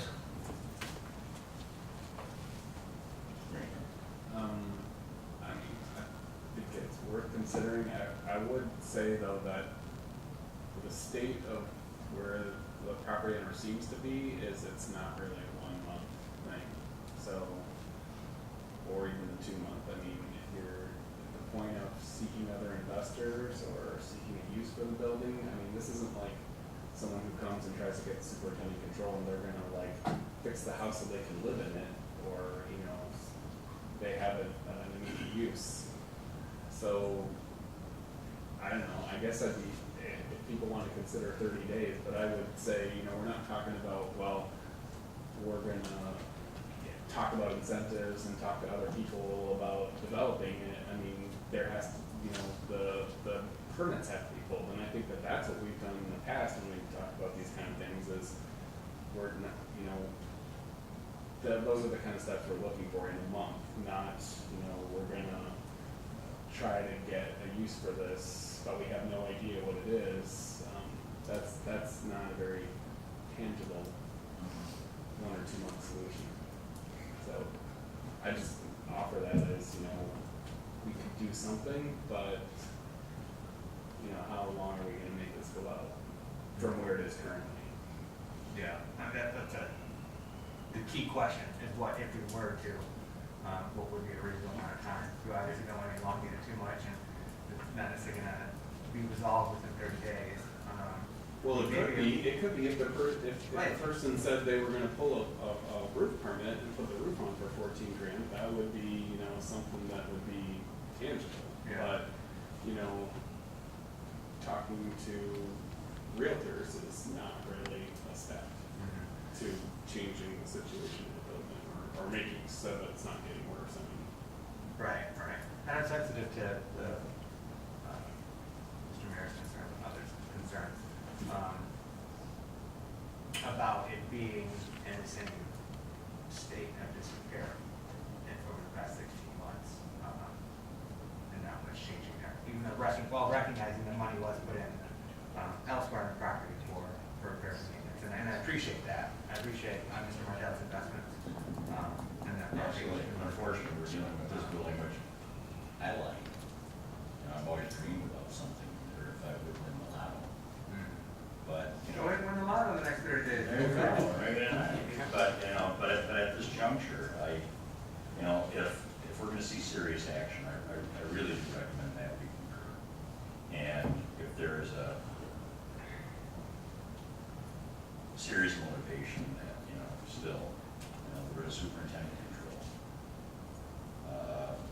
is an incentivizer to actually do something with it. Otherwise, I think we're spinning wheels, you know, for what ifs, because that's all we have right now is what ifs. And if I can talk to a realtor or potential interested parties, so on and so forth. But I think by moving ahead, there's still that opportunity that incentivizes it. One way or the other, something has to be, this has to come to a, you know, resolution, because it is a blight and danger. Chief Lewis, the staff correspondence starts in February 2018, but the dangerous building inspection report is November 2017. Was that the first contact after that report? What it does is, back in 2017, obviously, as we drive around, we identify these kind of structures and buildings and so on and so forth. Jay Paulson has been in that position now for about 1.5 years, and he's been very assertive in finding these. And he had been working, and I think Brad can attest to this, he'd been working with Brad, talking with Brad about this very thing, about the collapse and the condition of the building. And we know that from just our 4 seasons we have in Michigan, that the buildings, the state of the buildings changed very quickly when, like, sometimes we get these mass rains, that something could have happened there. In the wintertime, when we get water in these buildings and they freeze, the heavy snow loads on these roofs collapse. And I'm not sure what that picture was of the Google of the roof, but the staff is saying that there was a collapse to the 2nd floor. So I'm not sure what you're seeing on the Google or when that was taken. But anyways, I just talked with the chief building official, and Jay had talked to him many months ago, and if Brad is still here, can maybe attest that. They talked about this very thing, is when this building would be repaired or at least put into a state of stability. And for 16 months, nothing's been done to this particular building. And that's why Jay went ahead and moved towards the demoing of this, what we call a dangerous building. And furthermore, this is also why we have the Housing Board of Appeals, because we have these long discussions with our panel there and try to come up with remedies before we get here, because these take a long time, and that's the purpose of the Housing Board of Appeal. They hear these concerns and what's going on, listen to staff real time, and then give those extensions and months to do things. But if this, for whatever reason, he did not show up August 2nd, and so we're in this situation. But we do know that back in 17, Jay Paulson was talking to him about the commissioners building, and nothing's been done to even stabilize it. So in that 3.5 months between February 22nd and November 9th, there was communication about the building? That's what my chief building official was telling me. I don't know how much, but like I said, we have hundreds of buildings, residents and buildings we're looking at and talking, so the staff moves along Sure. each and every day doing different things. But this was on our so-called radar. How complicated legal counsel, and feel free not to answer this, but how complicated it is to file a suit for superintendent control? Is it pretty standard? I would not recommend somebody trying to do that themselves. It's a lawsuit, and so there are rules that go into the processing and the leading of it. But there's 3 or 4 lawyers in town that do them on a regular basis that we see, who know what our standard process is, what our standard terms are in consent judgment. They have indicated to me in previous occasions that part of the conversation they have with somebody before they file suit is, do you understand? Are you willing to do this? Are you willing to pull permits? Are you willing to bring this structure up to code?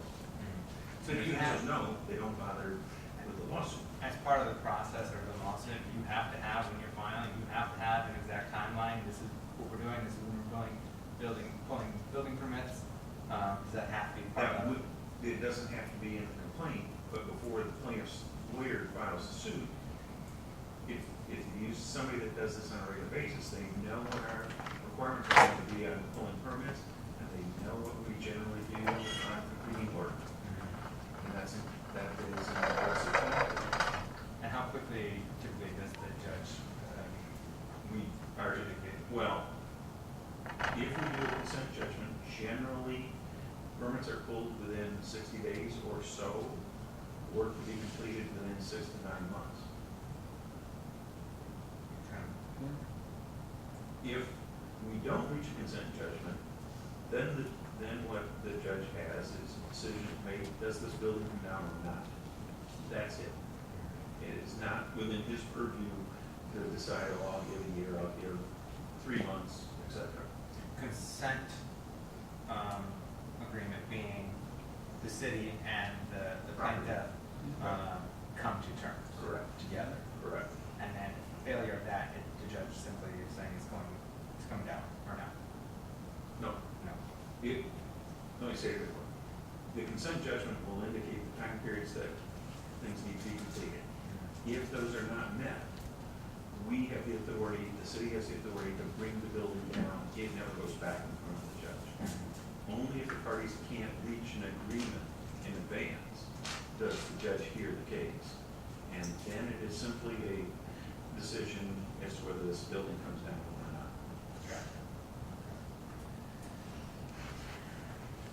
Anything else, Commissioners?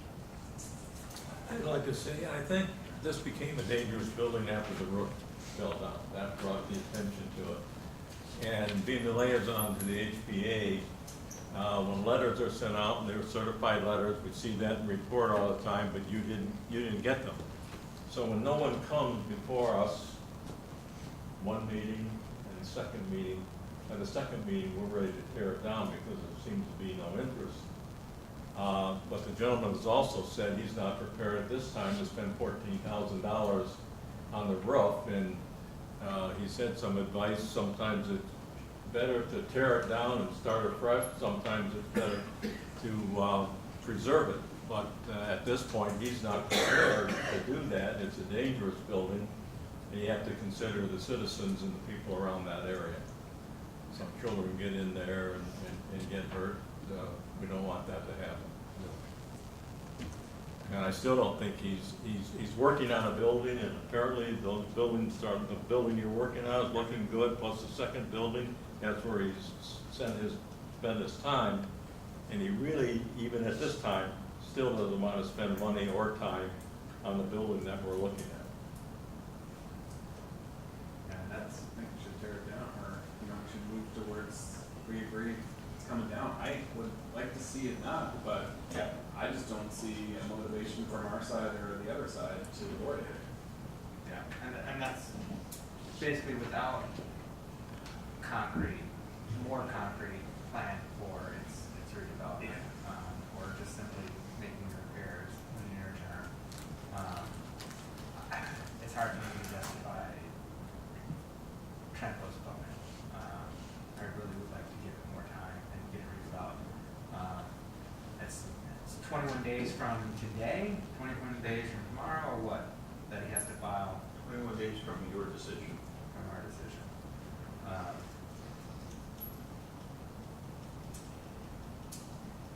Man, I'd really like to give a little bit of room just to see if we can gain traction in the next 30 days. But it doesn't, the sense I've got is they're not necessarily good for company stuff. It's just made that getting a developer or interested party on board, but, I'm not sure. You have something I to add? appreciate what you're saying, Ken, but I'm fine with 21 days. I'll make a decision. Yeah. I'm not gonna wallow on this, so thank you guys. Okay. And I'll let me get your contact information next meeting, because I'd like to connect you with someone I just met last week, who's moved into the area and has been investing in redeveloping.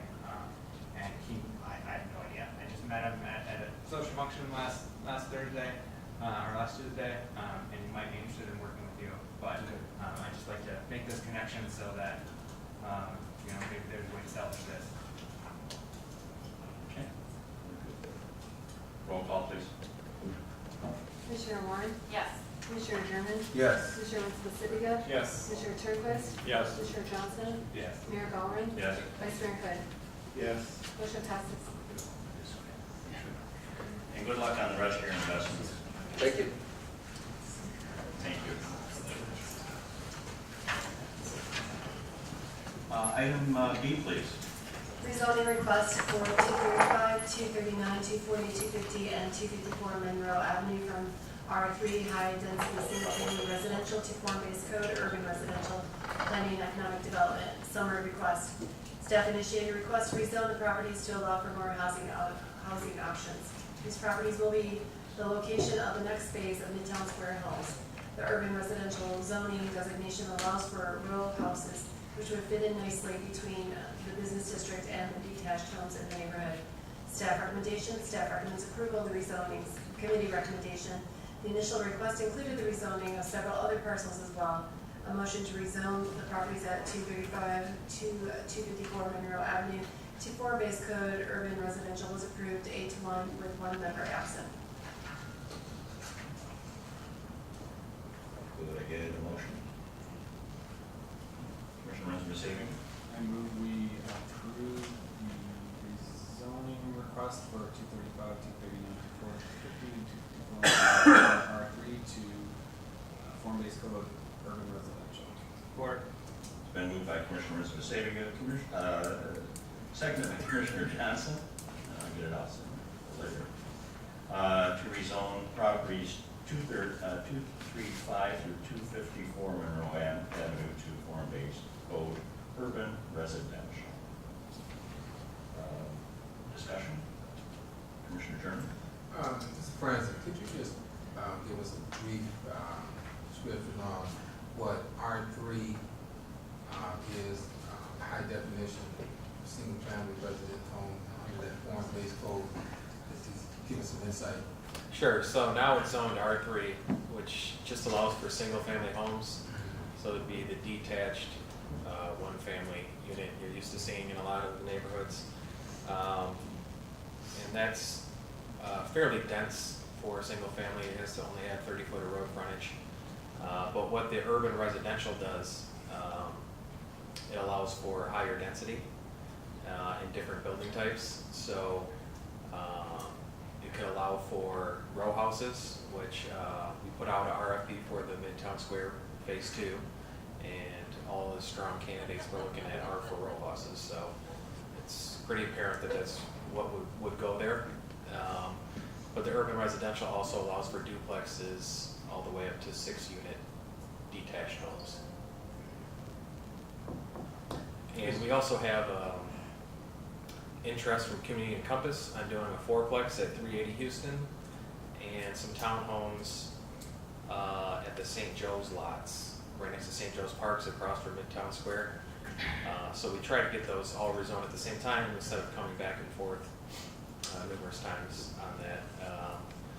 Commission wasn't totally sold on those other 2 yet, so we're going to be making a big presentation next month on some more information that they requested. So we'll be addressing those properties next month. Just one last question. How many properties are they looking to do in this so-called phase 2? Well, I believe the largest one we got was 10 units, I believe. So we're looking to put 10 more units? 10 more units, yeah. And you can't do that without this zoning type. You wouldn't be able to do it with the R3. And that leaves some concern. Now, with the phase 1 project, we proved that we have those with 9 homes over off Houston and Monroe. And then the part across the street to St. Joe's Park, there was some concerns with citizens who have invested interest in their community not being able to utilize that park on a daily basis due to concerns that they may have sometimes illegal activities going on over there, which we have officers surveillance in that area quite often. And as I look at this development that's happening in that area, we're actually developing, but we're actually pushing citizens out of their neighborhoods where they have a right to assemble, a right to go to that park, and these are complaints that I've gotten from citizens. So, and I think I mentioned it to you also, Frank, about tables and stuff that, citizens complaining about. But now I'm seeing a vision of gentrification that concerns me, where people that lived in that community are able to actually keep their homes sustained or be part of their community, because it seems like they're being pushed out in the development that's going on. These people aren't able to really be homeowners in that community, and there's no affordable homes, and so that concerns me. So I just want to hear, from you, Frank, also with this project in this phase 2 that's going on, and actually the plan was when we approved this was to look at other areas, also the Marquette area, the Jackson Hill area. I think we talked about the Williams area. So why are we putting so much emphasis in this area? Well, I'll just start off by saying that the 5 lots that we're looking at now are all vacant lots, so there's going to be nobody pushed out with this development. I guess I can let Frank speak on the rest. Really quick, I'll say one of the reasons that the urban residential context makes sense for us in this area is it does allow for, it allows to keep development costs down a little bit. It's more cost effective to build like the attached single family housing model versus the detached. So, and we're not prepared to go over the proposals yet, but we did receive 3 proposals for that Midtown Square 2. And by far, the most expensive proposal came in were detached single-family homes. And they were significantly more expensive than Midtown Square 1. I mean, very noticeable. In a lot of cases, $30,000 to $50,000 more per house. Just the cost of construction has changed even in the last couple of years, up to the point where the same company is even unable to build them at a similar rate that they were able to build them for us just a few years ago. But what we see is on the multifamily, well, I shouldn't call them multifamily, on the attached single family, we can build them more affordably. And I will say that the two other lots, aside from these 5 sites that the city is looking at, the 2 other proposals did have income-based components, attached to them. So they were aiming to build affordable housing on those sites. And I think there's a little more work to do with the neighborhood, to help them understand the value of doing that on those particular lots. But there was, as part of this process, there was probably, I wouldn't say, depending on what proposal we take, but a near equal amount of affordable housing versus market rate housing. They were just in 2 different locations, but really within probably 3 blocks of each other. But we'll point out, Mike does make a good point. We might be bringing new people into the area, but in this particular case, they will displace nobody on a person-to-person basis. So every spot, one community Compass Out spot is where a house was burned down a number of years ago, and they're looking to rebuild. Another spot, a couple houses were vacant, they were torn down as part of the dangerous building process. And then on properties that we own, one was burned, a number of them were already vacant, and across the street, one was torn down via the dangerous building process. But in none of those situations were families or people or anybody removed from those locations or, displaced. They were displaced maybe previously, years ago or sometime before, but not directly. But I guess to kind of close on that, why Nelson? I think we just wanted to kind of put the bookend on this project that we started with the full intent of, we have a couple of spots that we think make a whole lot of sense in Jackson Hill, and there's probably quite a few spots at this point, especially now that we're seeing NIMS school redeveloped. There's quite a few spots in NIMS that'll make a whole lot of sense to see investment in, but in particular, Jackson Hill's got a couple of really good sites that probably make sense. But we felt like we needed to finish this kind of Midtown Square project, and what better place to finish it, in a block that's both sides of the roads. There are 3 occupied structures. The rest of it is either vacant house or vacant lots. So it's just kind of infilling that area. And with the change in the community, again, I point out that we have citizens that are actually taxpayers that own homes that actually live in that city, in that neighborhood, that have an invested interest. And they walk into this newly developed area where you have now citizens that are more well off, who don't understand the culture of their community, and they feel somewhat unsafe because they're not used to the type of traffic or seeing the type of individuals, and mainly when I say individuals, I'm talking about African American young men that come in there, and they just feel like they're being hostile out and not able to walk in the neighborhood that they actually grew up in without being hassled or called on, and I actually profile.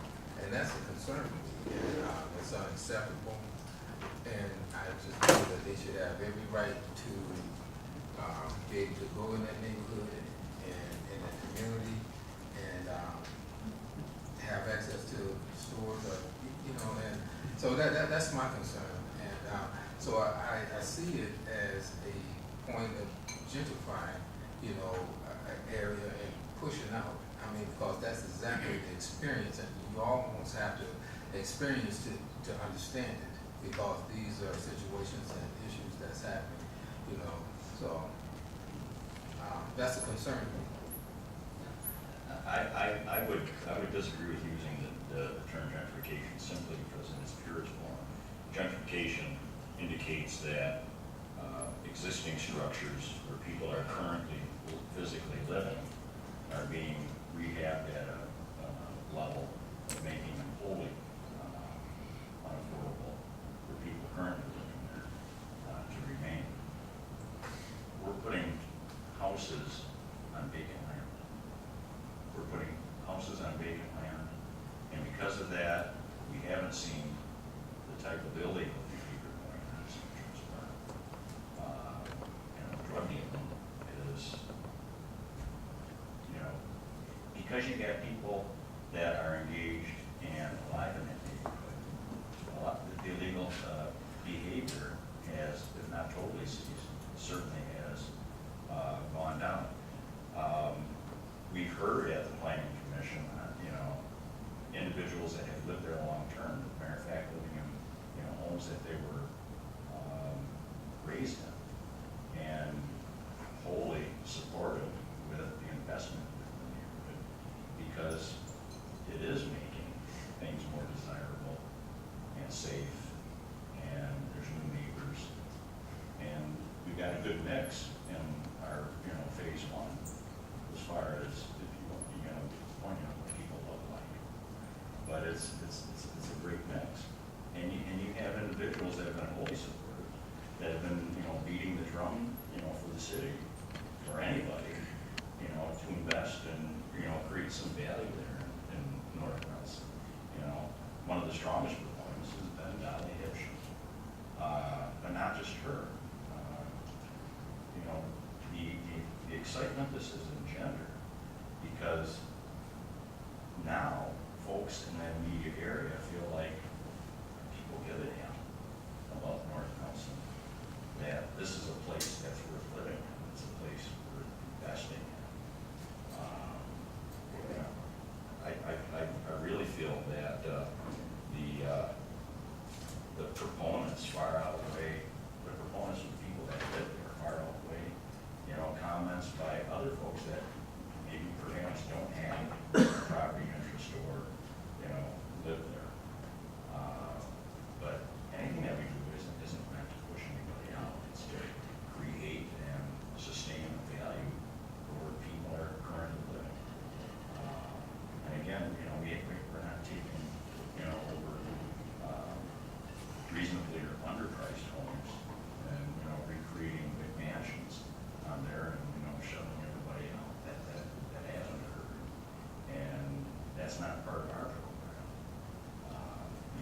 You can see it in Chicago or San Francisco, where it's purest form, there really is, that push out and what people would consider gentrification.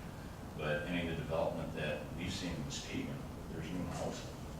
It isn't at the expense of existing folks. We're, building structures on empty lots and reintroducing, folks at all walks of life and at all levels of income.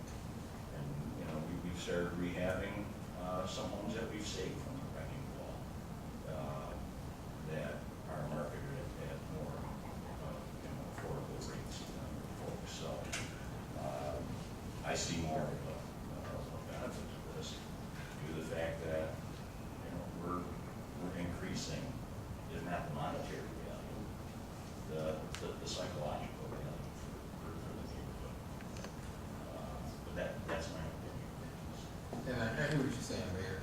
And due to some of the vacant lots, some of it occurred where, you had homeowners who could not sustain, keep their property due to certain situations. Then you let the property go down and you buy it for a cheaper rate and you build on it. And then you raise the property value where those people that actually live in that neighborhood can't afford or can't move there. So now you have this new group of citizens coming in, and again, the actual people in that community feel that they're not able to utilize and have the right to do the things that they once did in that community, because now you're setting limitations. And I'm going back just to the park and freely walking in their communities without being hassled or looked at as suspicious. Individual coming through their own community that they grew up in. So those are things that need to be looked at and considered, and make sure that we don't be part of that type of activity. So and I hear what you're saying also for the, developing that area. But there's still things that I'm concerned about when it comes to that. I the only behavior that we wanted to see diminished there was the fact that little kids that lived in Neighborhood couldn't play in St. Joe's Park, because you as well as anybody else here, the neighbors prior to this, were quite taken aback by the fact of the, drive-by viewing and adult people totally taking over the park and engaging in often illicit behavior.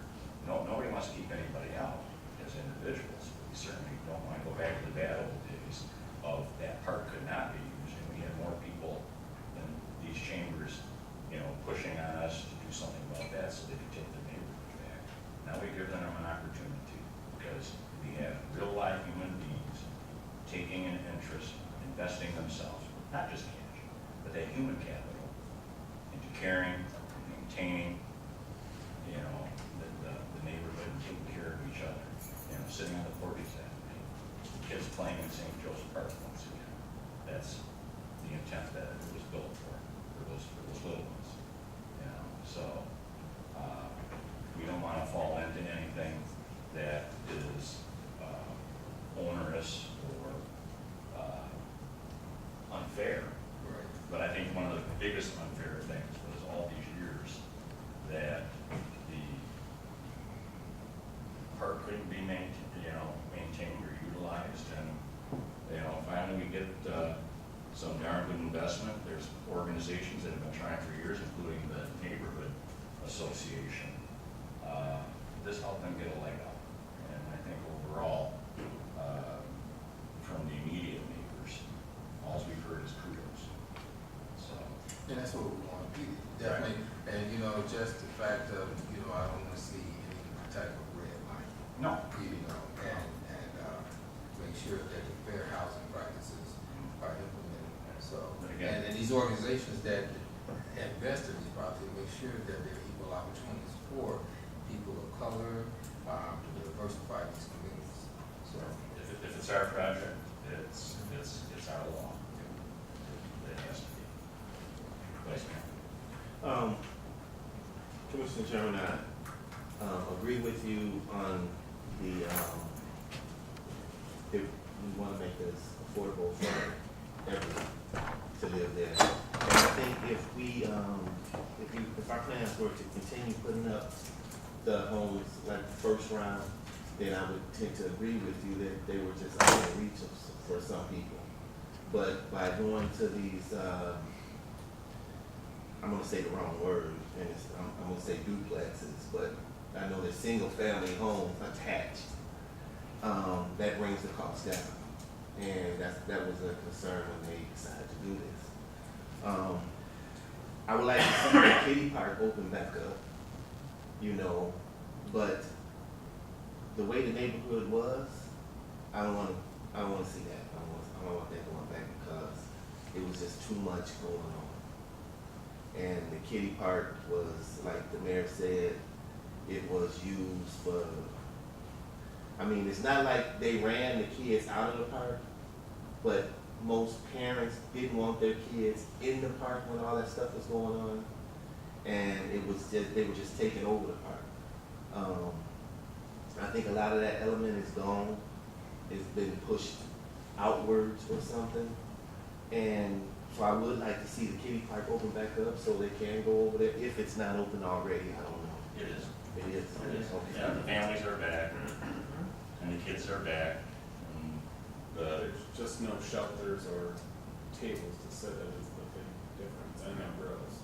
And if I had to put my guess on it, I bet you next spring we're going to be in a good position to have those back and not worry about any issues. I think it was just, we needed like a clear cut, almost like a break in the action, and then expect that it's not going to come back. And it was funny, but those picnic tables were I don't know what it was. They were just, they were a place to hang out at. If I could also mention too, I think the biggest thing about the change in use with the park isn't the Midtown Square homes. I think we addressed this before the homes went up, and credit to Chief Lewis on this idea. Is one of the biggest complaints we had in the neighborhood of people who had already been in the neighborhood for many years was they would call the police to check on some illegal activity. the police would show up and everybody would get up off the tables and go off in the back alley. Well, what Chief's recommendation was is to fence off that, so people want to use the park, they can go in there and enjoy it, but there's no quick exit, and there's no way to run. So I think as soon as we did that, we saw the kids come back, and we saw a lot less calls to the police for people hanging out after hours or doing things that may be illegal. And the last part, thank you. Yeah. And the last part of what I wanted to say is, if we can bring some of this to other parts of our city, then I would really love to see that, because as Commissioner Jeremy said, the east side, it's, some of that is suffering.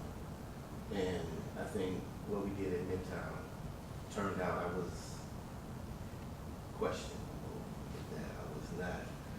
I was not really on board with that, but it turned out to be really great. It turned out to be good for that community, and I'd like to see some of that expand. So I think we did a good job with that. Commissioner?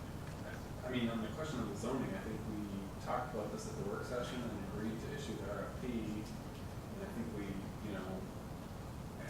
had an education session for the commission about what we're looking, what the city's looking to get there. And I think this zoning change is really just cementing that. And, it sounds like it's positive that the proposals have come in, match that. So I think, we should definitely go ahead with the zoning change. I think the other part is more education of the neighborhood, because I know that this has been a hot topic at the neighborhood association, and I know that's why people are hearing a lot about it. But I think there is a long ways to go in understanding what a diverse, dense, urban neighborhood is like, and what people who live there should all expect from everyone who's part of that community. So I think we really need to work on that end of it. But I think in terms of the city moving ahead with these particular parcels on Monroe, I think we went with the RFP, and I think this is what we're looking for. I think we should change the zoning, and I think there is a larger question about what surrounds this, but I think we need to continue to plug like that so that there's a better understanding of what a healthy downtown, near downtown, urban residential neighborhood would look like. And potentially to, apply to some of our other, traditional neighborhoods, throughout the city where this could be replicated. But I think it's a good project because it really is in a transition area between the residential section of the neighborhood and the immediate business district. That brings in an energy at great length. If we were getting pushback at the planning commission, it was because, again, we've had the outreach to the neighborhood association, we've had the outreach citizen-wide during charrettes with the creation of the new form-based code for the residential areas.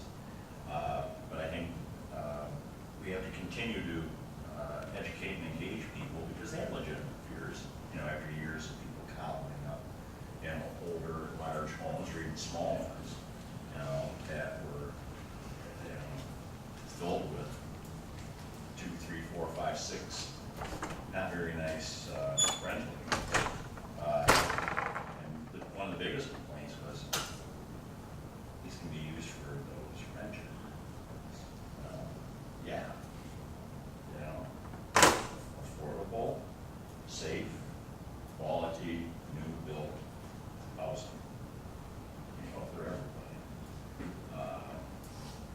So we've got to continue to educate ourselves as well as our fellows.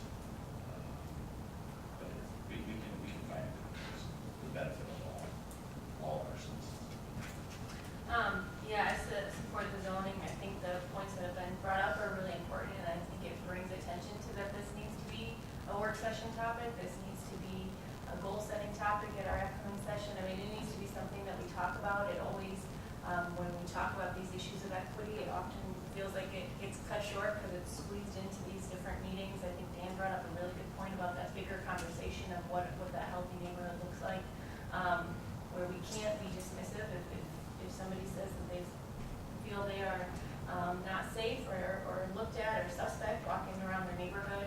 We need to take all that into account and really do the hard work of unpacking that and working together as a community and as a commission. And so I hope that dialogue part will continue as a priority in future work sessions. Absolutely. On your point, as we all do our homework and we learn more from our contact with folks like from GPC or whatnot, they don't just do everything like highly expensive places on Florida Panhandle.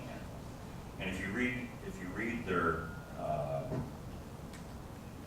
intent, their material, their philosophy, and that of organizations such as Strong Towns or the Congress for New Urbanism, is that you create a good blend, and you will hear and see at all turns a big focus on social equity.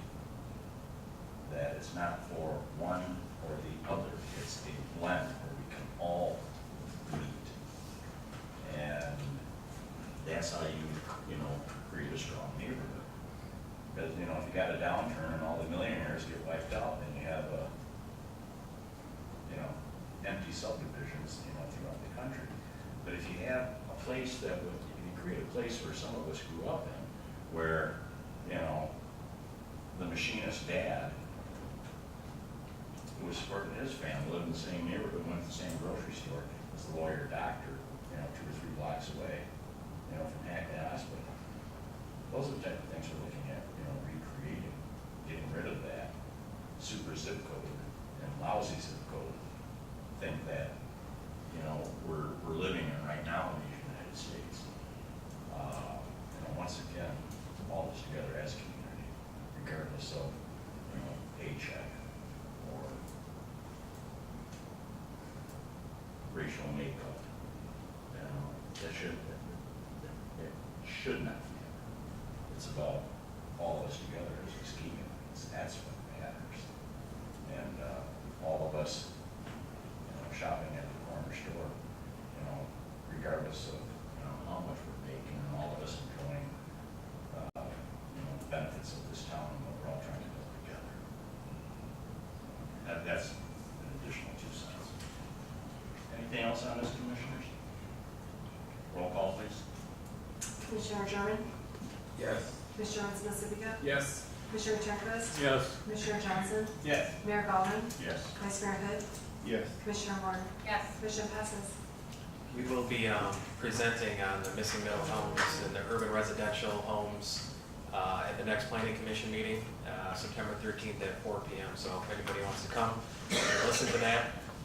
Probably won't be the last time we discuss it, but it'll be the next time. So. Do you also expect the docs to be on that?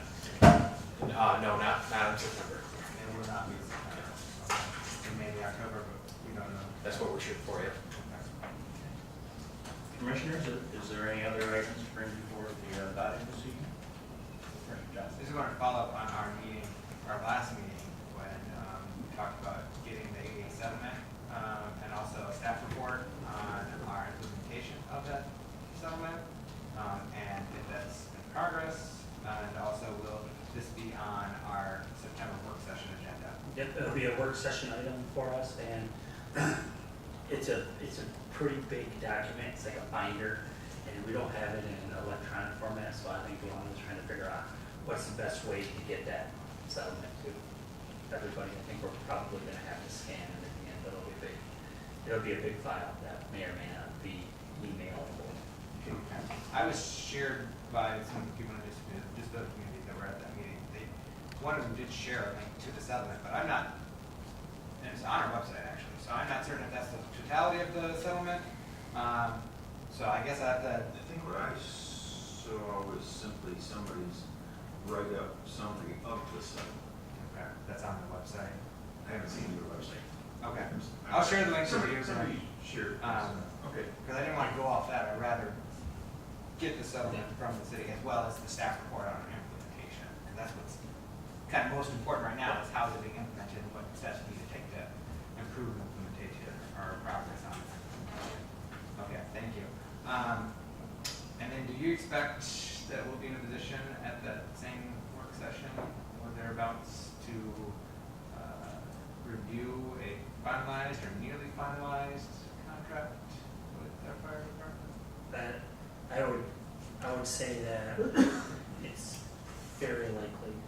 I got an email from them while we were sitting here with a couple changes to a final proposal that I haven't had read yet. But I know in the email it said, hey, if you agree with these, we'll pop them over to our attorney, you pop them yours, and maybe we can vote on it on Tuesday. So, yeah, not us. Okay. So without, jinxing it, I think we're haggling over verbiage versus, numbers at this point. Yeah, and I don't want to get into details. This is not the forum to get into details of it. I just wanted to know if we're making progress and if we'll maybe have something to review and discuss in September. Yes. Okay. And then a few other items, but given the length of this meeting already, I'll just pass them to you, Frank. It's all your fault. I said nothing. I'm just, Josh. Anything else, commissioners? If not, if there's anyone from the, Madam Director. Can I just try to update you on it, one thing? Oh, please. Or two things, or three things. It's all good. I don't want to make this too long. Just wanted to give you an update. We did hear back from the DEQ on our proposal for the revolving fund for working on our sanitary sewer infrastructure. And I don't know if it's preliminary or if it's finally approved, but we are approved, and it was something like 75% loan forgiveness, so it's huge. Really wonderful news. And so we will be coming to you as quickly as we can with an engineering candidate.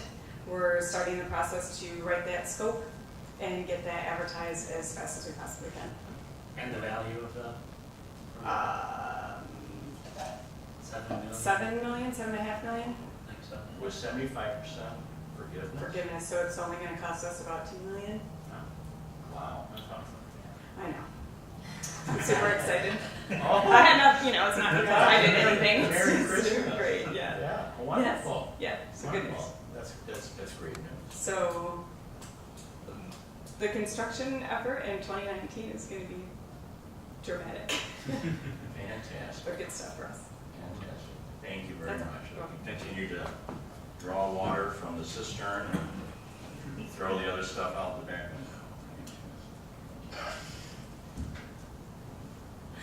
Are there any members of the public that would like to address the commission at this time? If not, I'd entertain a motion to go into closed session. To Support for property acquisition. for property acquisition. Okay. It's been moved by the Vice Mayor, seconded by Commissioner Muskegon, to go into closed session regarding property acquisition. Roll call, please. Commissioner Turnquist? Yes. Commissioner Johnson? Yes. Mayor Gallman? Yes. Vice Mayor Hood? Yes. Commissioner Warren?